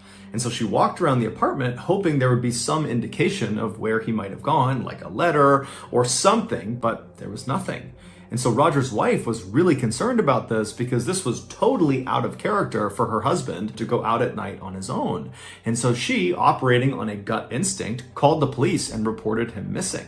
And so a few minutes later, 2 police officers show up at this apartment building. They go up to Roger's apartment, they speak to Roger's wife, and then they go into the hall and they knock on some doors of other neighbors in the area. And after speaking with them, one of the neighbors who had seen Roger earlier said, hey, he lost his phone, and the last I spoke to him, he was going to go down to the trash room to try to see if he could find his phone down there. And so the officers go down to the first floor, they go to the trash room, and they try the door, and it's unlocked. And when they open up the door and they look inside, right in the middle of this totally nondescript windowless room that basically looked like a basement, was this huge green dumpster. And above the green dumpster, high up on the ceiling, was this round opening. And that was the bottom of the trash chute. So when people like Roger and the other people who lived in this apartment building dropped their trash down their respective trash chute on each floor, the trash would come tumbling down and literally fall out of the ceiling into the dumpster. Now, this dumpster was unique. It was not like other dumpsters where the top was just wide open and anyone could lob a bag of trash in. No, this dumpster, only the left side of the dumpster had an opening for trash. The rest of the dumpster was completely welded shut. There was no way into it. And so on the left side, where this dumpster opened up to allow trash to come in, it was positioned right underneath that opening in the ceiling where the trash came tumbling down. And it wasn't just an opening. It was like this near vertical tunnel that was welded on to the top of this dumpster. And it went straight up and it had this big open mouth at the top, almost like a funnel. And it was there to catch the trash as it fell down, and it would go down this tunnel down into the dumpster. And so the gap between the ceiling and the top of this near vertical tunnel, this chute, was maybe 3 or 4 feet. And so when these officers looked into this room and they saw this dumpster and the chute and this hole in the ceiling, they also saw a ladder had been propped up on the left side of the dumpster right up against that near vertical tunnel, as if someone was trying to look down into the dumpster itself. And so one of the officers walked over, they climbed up the ladder, and when they looked down into this tunnel, down into the dumpster, they found Roger. After a lengthy investigation, this is what is believed to have happened to him. After Roger got that key from the manager, he went to the trash room, he opened it up, and then he went inside and found this huge dumpster. And he would have quickly realized the only way to look into the dumpster, and so to go looking for his phone, was to look down into this tunnel. There was a ladder nearby, so he grabbed it and he propped it up against the side of the dumpster, and he climbed up on top and he looked down into the tunnel, down into the dumpster, and as he was looking, either some trash from the ceiling fell down and struck him, causing him to lose his balance, or he just slipped somehow. But either way, he lost his balance and he tumbled into the tunnel, down into the dumpster. And what Roger didn't know is as soon as that happened, he was doomed. Because this was not some ordinary dumpster. This was a trash compactor. And as soon as Roger fell down that tunnel, his body triggered an electronic sensor that activated the trash compactor. And so the way this worked is there was this big metal ram inside the dumpster. There's a ram on one side, and once it gets activated, it will press. There's a hydraulic press that pushes it all the way to the other side. So any of the trash in this dumpster will get compressed against the other side of the dumpster. And then at that point, the ram comes all the way back. And so every time trash would come down that chute, it would trigger that sensor, the trash compactor would start, it would flatten the trash, and so on and so forth. And so Roger has fallen down into the dumpster, he's triggered this compactor, but he's legally blind, he's probably dazed from the fall, and so by the time he realizes what's going on and he's kind of looking around, there is a hydraulic press bearing down on him. And so he probably tried to jump up the tunnel to try to escape the dumpster, but there was no ladder inside this tunnel and it was nearly vertical, so there was no way to climb up and out of it. And inside of the dumpster itself, there was no emergency shutoff switch and there was no emergency exit. And so at some point, it's assumed that Roger realized he was not going to be able to climb up the tunnel. And so he only had one direction he could go, which was to retreat to the far side of the dumpster, as far away from the press as he possibly could be. But once he got over there, there was nowhere for him to go. And so he was forced to just wait as this hydraulic press slowly moved across until it finally reached him and crushed him. Now, we don't know if that very first hydraulic press actually killed Roger. All we know is Roger was trapped inside of this dumpster for several hours, and over that period of time, more and more trash was dropped down the chute, activating the press over and over and over again. And so by the time the police actually looked down into the dumpster, they saw a part of Roger's body, and immediately they could tell there was nothing they could do. Roger was definitely deceased. Roger's wife would sue the manager of the apartment building as well as the company that owned the apartment building for their negligence, but the outcomes of that case. Next story. Changed a small West Virginia town forever. Small mountain communities often keep their secrets tucked away in the dense woods until a single person goes missing suddenly. The quiet town of Blackwood sat right on the edge of the Monongahela Forest, where the trees grew very thick. Silas Thorne had worked as a lead ranger for the National Forest for over 25 years in West Virginia. He knew every single acre of the rugged land, and he respected the dangers that lived within the deep shadows. The autumn of 1994 brought a sudden cold snap that turned the green leaves into brittle brown shapes. A freelance cartographer named Elias Vance arrived in the town during the first week of October to map the ridge. Elias was 28 years old, and he had a reputation for being extremely thorough with his topographical surveys lately. He checked into the Pinecrest Motel and told the manager he would be back before the first heavy snow. Silas met the young man at the ranger station to provide him with the necessary permits for the backcountry.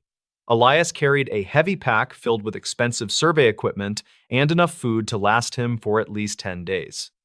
He planned to hike toward a remote area known as Dead Man's Drop, which few people ever bothered to visit. Silas warned him that the weather could turn dangerous quickly, but Elias just smiled and said he liked the solitude. The young man seemed very confident in his abilities, and he possessed a map that was incredibly detailed and old. Silas watched the cartographer disappear into the tree line, and he felt a strange sense of unease in his chest. The first week of the expedition passed without any issues, and the weather remained remarkably clear and quite sunny for October. Elias was expected to return to the town by the 20th of the month to submit his preliminary survey findings. When the 21st of October arrived without any sign of the young man, the motel manager contacted the authorities. Silas organized a search party consisting of local volunteers and several experienced deputies from the nearby sheriff office in town. They started their investigation at the trailhead where the old blue truck belonging to Elias was still parked and abandoned. The vehicle was covered in a thick layer of pine needles, and the interior appeared to be completely undisturbed by anyone. Silas found a set of spare keys hidden in the wheel well, and he opened the door to check the glove box. Inside, he found a journal that contained several entries about the unusual geological features of the northern ridge and the cliffs. Elias wrote that the compass readings in the area near Dead Man's Drop were becoming increasingly erratic and very difficult. The search party began the long hike into the wilderness, while a light rain started to fall from the gray clouds. They followed the marked trail for 3 miles before they reached the point where Elias had planned to go off. Silas noticed that the undergrowth in this part of the forest was unusually thick, and it looked very dark indeed. The searchers moved in a grid pattern, and they shouted the name of the missing man into the cold mountain air. They found the first significant clue near a shallow creek about 5 miles into the dense and very unforgiving mountain brush. A bright orange survey marker was tied to a low branch, but it had been shredded by something with claws. Silas knelt down to examine the damp ground, and he noticed several deep impressions that did not look like footprints. These marks were elongated, and they seemed to sink deep into the mud, as if the creature was very heavy. The search party pushed deeper into the wilderness as the sun began to dip below the jagged horizon of peaks. They reached the base of Dead Man's Drop just as a light dusting of snow started to coat the ground. One of the volunteers shouted when he spotted a dark shape huddled beneath a natural rock overhang near the cliff. It was the heavy backpack that belonged to Elias Vance, but the young man was nowhere to be found nearby. Silas approached the pack with caution, and he noticed that the straps had been sliced with a very sharp blade. The contents of the bag were scattered across the frozen ground, and it looked like someone had been searching through. Silas gathered the items, and he found that most of the food was still inside and neatly wrapped in plastic. The most important discovery was a small handheld cassette recorder that Elias used to take notes while he was working. Silas pressed the play button and listened to the voice of the young man as it echoed through the air. The early recordings were standard descriptions of rock formations and elevation changes that sounded very professional and quite calm indeed. However, the tone of the voice changed significantly on the final entry, which was dated October the 14th of that year. Elias sounded breathless, and he whispered into the microphone about a cabin that was not supposed to be on maps. He described a structure made of gray stones that seemed to blend perfectly into the side of the steep mountain. According to the recording, the cabin had no windows and the heavy wooden door was sealed shut with iron bolts.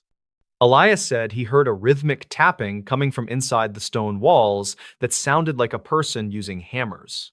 He decided to wait nearby to see if anyone would come out of the strange building before the sun set. The recording ended abruptly with a loud metallic clatter and the sound of heavy boots running over very dry leaves. The search party spent the next 2 days looking for the stone cabin, but they found absolutely nothing in area. Silas studied the topographical maps and realized that the coordinates Elias mentioned led to a sheer cliff face with no ledge. He returned to the site where they found the backpack and began to clear away the snow with his hands. He discovered a series of narrow grooves carved into the rock that looked like they had been made by fingers. These grooves led toward a hidden crevice in the mountainside that was barely wide enough for a man to enter. Silas squeezed through the opening and found himself in a small, natural cavern that felt surprisingly warm despite the weather.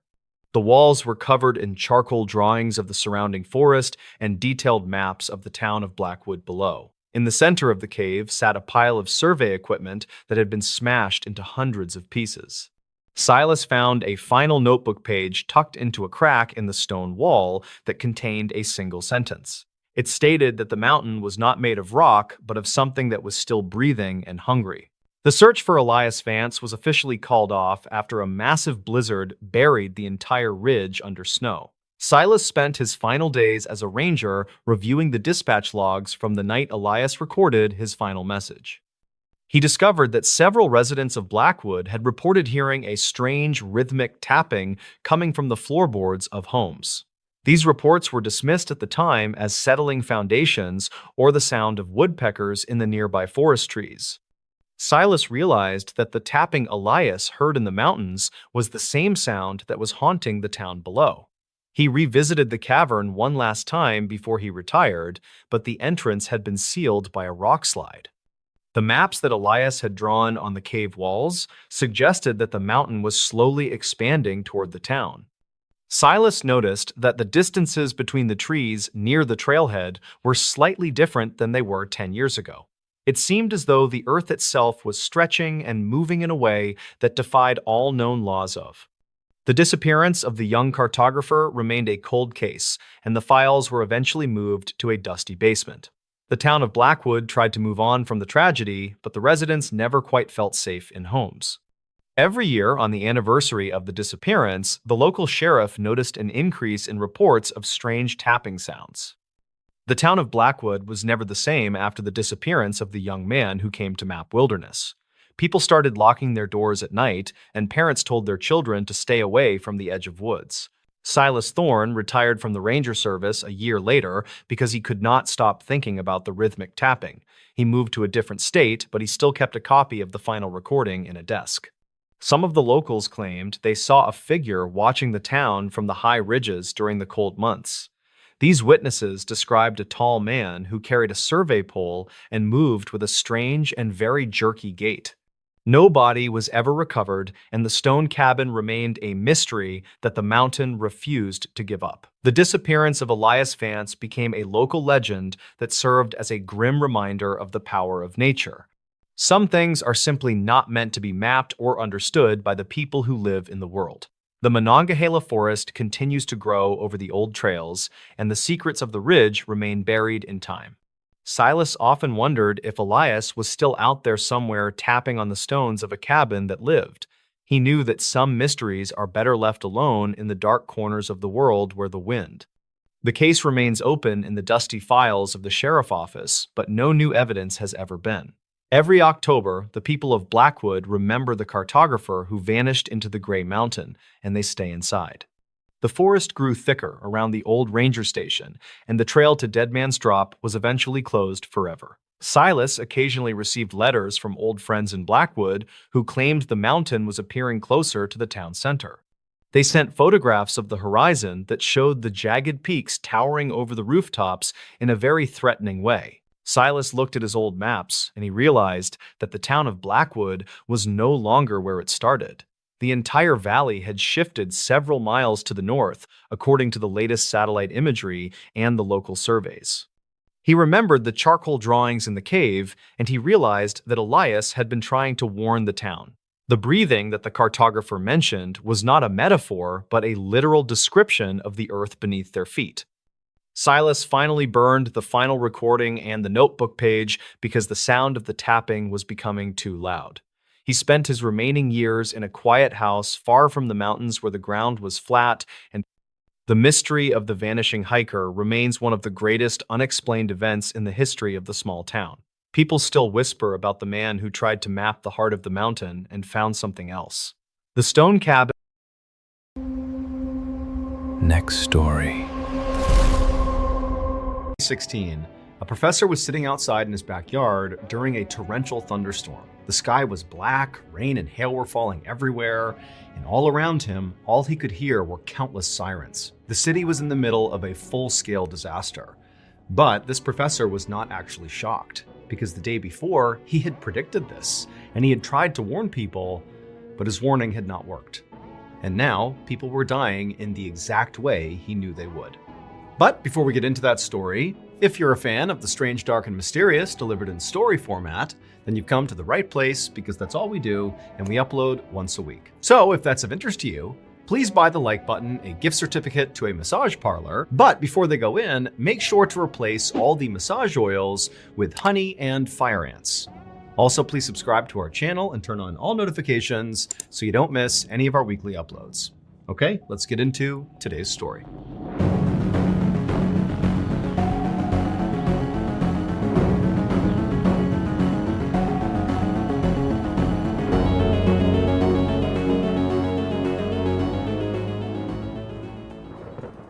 At 5:30 p.m. on November 21st, 2016, Jody Santoro, who was a 21-year-old mother in Melbourne, Australia, woke up to the sound of her 4-month-old son crying. Outside, there was this horrible thunderstorm going on. All this rain and hail were pelting the roof, and the wind was so strong that all the windows in the house were rattling. Jody reached over and grabbed her phone on the nightstand and checked the time, and she saw right away that she had overslept. However, it had been a really hot day that day, and she was so drained from the heat and also taking care of a 4-month-old that she wasn't really surprised she had overslept. But as the sound of her son's cries intensified, Jody knew, no matter how tired she was, she needed to get up and go tend to him. But the instant her legs swung off the bed and she actually tried to stand up, she knew something was wrong, and it had nothing to do with being tired.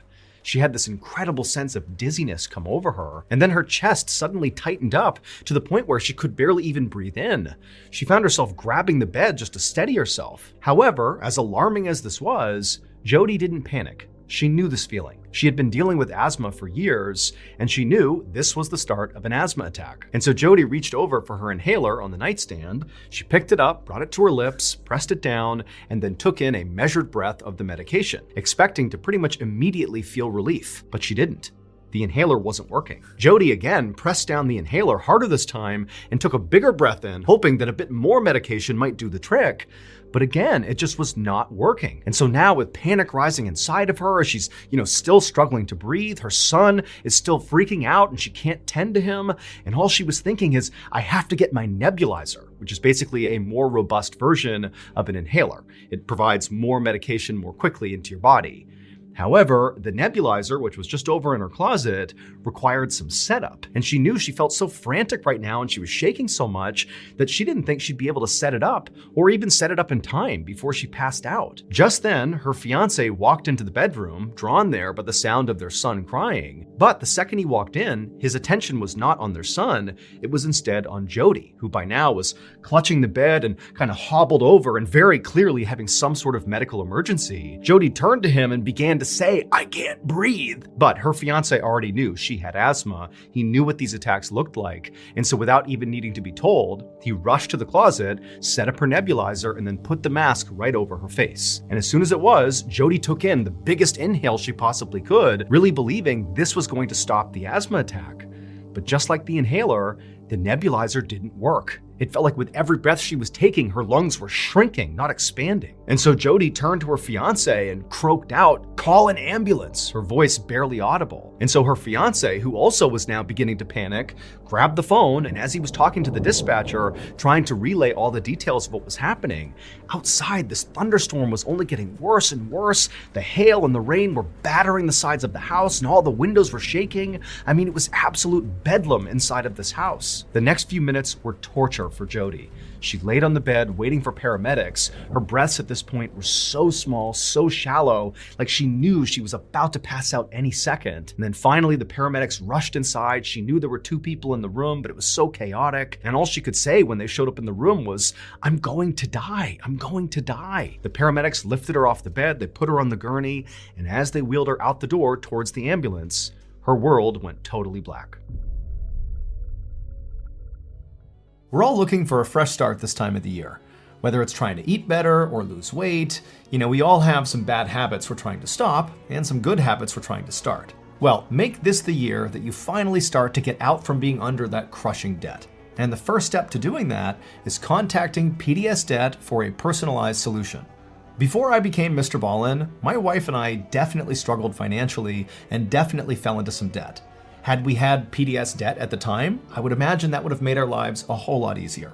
PDS Debt has customized options for anybody struggling with credit cards, personal loans, collections, or medical bills. If you're making payments every month on your debt and your debt is still not going down, PDS Debt has solutions for you.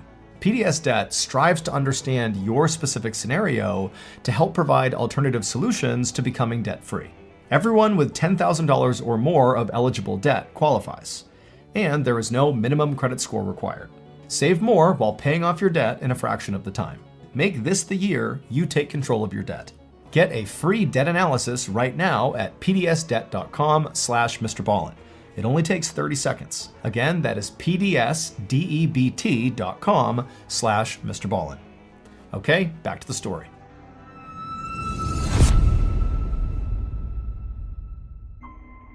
The paramedics rushed Jody to Sunshine Hospital, and on the way, they tried to stabilize her by squeezing these oxygen bags, forcing oxygen into Jody's lungs. And as they were doing that, Jody's fiance was following the ambulance right behind, white-knuckling the steering wheel, praying his fiance was going to survive this asthma attack. When the ambulance finally arrived at Sunshine Hospital, the emergency room was mayhem. Paramedics quickly wheeled Jody in on her gurney, shouting out her vital signs to the doctors waiting near the door. Her fiance, meanwhile, watched helplessly as the medical staff surrounded her and inserted IV lines, hooked up monitors, and began intubating her to force even more oxygen into her lungs. But fortunately, this rapid medical intervention, once Jody got to the hospital, appeared to work, because not long after getting there, Jody did begin to stabilize, not enough to suggest that she was actually all better, but her condition basically began to improve. However, the moment she began to improve, instead of the medical team, talking to her and figuring out what happened and making sure she really was on a path to recovery here, instead, the medical team literally ran out of her room, back out to the front of the ER, because by this point, the Sunshine Hospital ER was overflowing with patients. There were all these people in the waiting room and also outside, and basically everybody had the same symptoms as Jody. They couldn't breathe. There were people slumped on the ground against the wall, screaming for help. I mean, the medical team was totally overwhelmed. And on top of that, there were ambulances literally lined up around the block waiting to drop off patients. There just wasn't any more space. But nonetheless, doctors and nurses and the medical team at the hospital worked furiously, moving from one patient to the next, sometimes in an exam room, sometimes out in the waiting room, sometimes outside. It's wherever the patients were. But the weird thing is all these people, they had the same symptoms, these severe asthma attacks, yet many of the people that were showing up had never had asthma in their lives before. So how was this happening? This went on for hours and hours. And really, the situation in the hospital only continued to get worse, with more and more and more patients showing up with worse and worse symptoms. And so during this madness, Jody, who really hadn't gotten better, she just stabilized. She actually was moved out of the emergency room and over to the ICU, pretty much just to create one more space for new patients. And so in the ICU, Jody's fiance sat next to her, gripping her hand, listening to the sound of the monitors beeping steadily all around her. Outside the room, he could see doctors and nurses and medical staff sprinting up and down the hallways, looking frantic and worried. He had no idea what was happening here. He just hoped Jody would be okay. But it would turn out there actually was someone who knew exactly what was going on. A university researcher named Philip Taylor had actually predicted this the day before.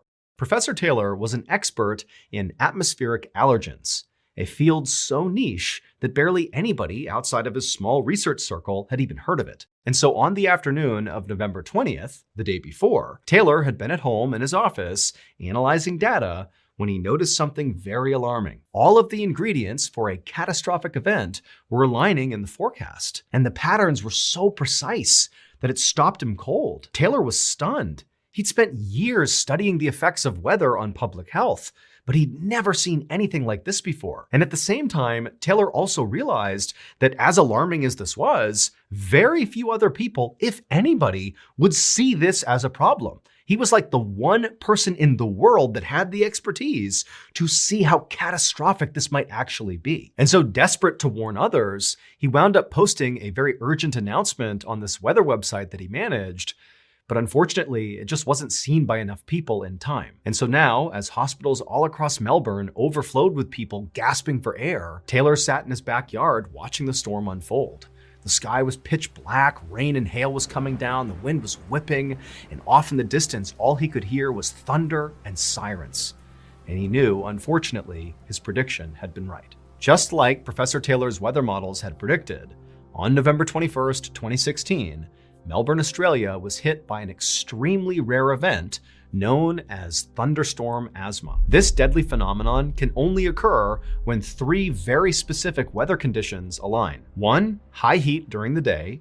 2, a very powerful thunderstorm. And 3, extremely high pollen levels. Melbourne's heat that day had caused unusually high concentrations of ryegrass pollen to hang in the air. And then when that huge thunderstorm rolled in, the intense humidity, the wind, and the rain shattered the pollen grains into microscopic fragments. And then these tiny particles, which were way smaller than regular pollen, were carried by this storm deep into people's homes and into their lungs. Unlike normal pollen, these microscopic fragments bypassed the body's typical defenses and embedded themselves deep into people's lungs, causing severe and sudden asthma attacks. Now, for people who already had asthma, this was catastrophic. But even perfectly healthy people found themselves gasping for air, overwhelmed by the sheer density of this microscopic pollen. The storm had essentially made the air everybody in Melbourne was breathing deadly. As for Jody Santoro, she would spend days in the ICU, hooked up to monitors, with machines pumping oxygen into her lungs while her body fought to heal. But she was lucky. She would eventually recover. And in the days that followed, she would learn the full scale of what actually happened in Melbourne. Nearly 10,000 people had flooded the hospitals across Australia, complaining of the same symptoms that Jody did. And unfortunately, of those 10,000, 10 people actually lost their lives, and many of them were totally healthy and had never had an asthma attack in their lives before. For Jody, despite surviving this ordeal, the awful memory of what happened on that night will forever be on her mind. She is now all too aware. Next story. Along with his partner, were driving in his police cruiser near the Spanish Fork River in Utah when suddenly a police dispatcher came on over the radio.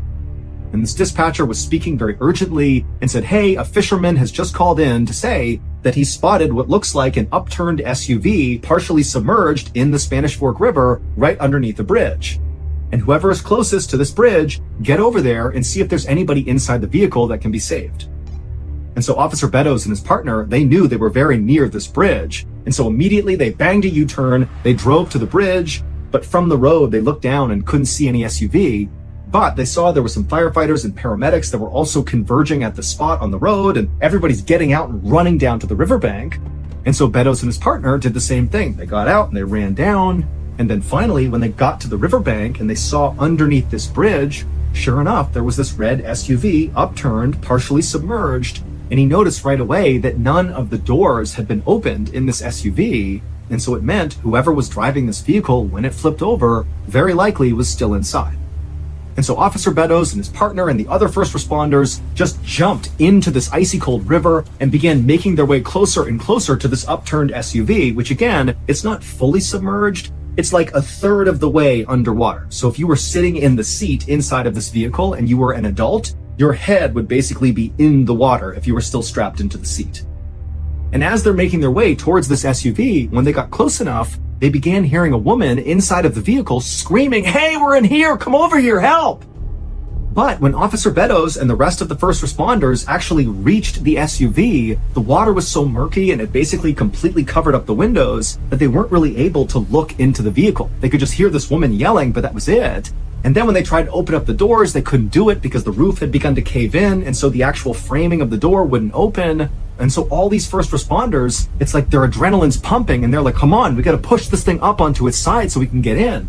And so all these first responders are pushing, and slowly but surely they began to raise the side of this vehicle up until the windows suddenly were clear, and Officer Beddoes and the others were able to look into the car, and they saw there was a woman in the driver's seat and there was a baby in a car seat dangling upside down in the back seat, still strapped in.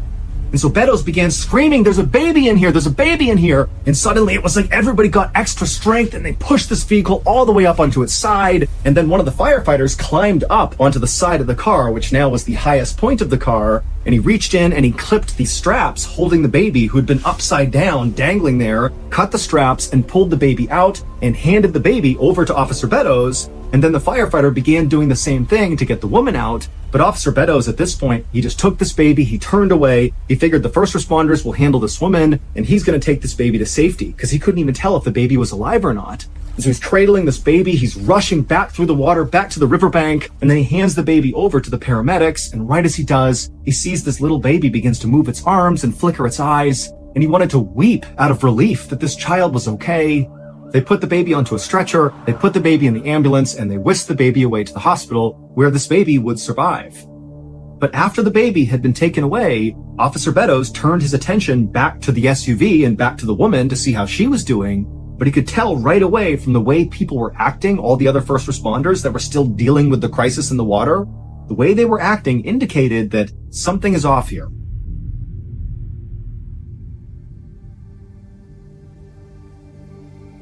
Well, it would turn out 14 hours earlier, so at around 10 p.m. the previous night, a 28-year-old woman named Jennifer Gorsbeck had just left her father's house in Salem, Utah, and in her car was her little 18-month-old baby, Lily, who was in the back seat. And after Jennifer pulled away from her father's house and her father's on the porch waving to her, she began driving towards her home. But something happened around 10:30 p.m. that night. We don't know what, but something caused Jennifer to careen off the road on that bridge and flip over and land in the water. Maybe she fell asleep at the wheel or an animal jumped out, we don't know, but we know at 10:30 she careens off the bridge and she lands in that river. And then for 14 hours, she and her baby remained upside down in that river. Until finally, Officer Beddoes and the other first responders came rushing over to open it up and get them out of there. And if you recall, all the first responders, Officer Beddoes included, heard Jennifer screaming that they were in the car, "Come save us, please." But what they would find out is that could not have been Jennifer, because Jennifer was killed on impact when the car fell into the water. Only Lily survived the crash, and then Lily, who's nearly hypothermic and she's upside down with water like 2 inches away from her head, for 14 hours she dangled there, and when she was pulled out, according to doctors, was like a couple of minutes before she would have died from hypothermia. And so without that voice, Lily almost certainly would have died, because it was the sound of that voice that really encouraged all these first responders to find the strength and get that car up on its side and then get the baby out of there. We don't know whose voice that belonged to, but for sure, it saved Lily's life. And again, baby Lily would make a full recovery, and to this day, Officer Beddoes and the other first responders, they know what they heard, and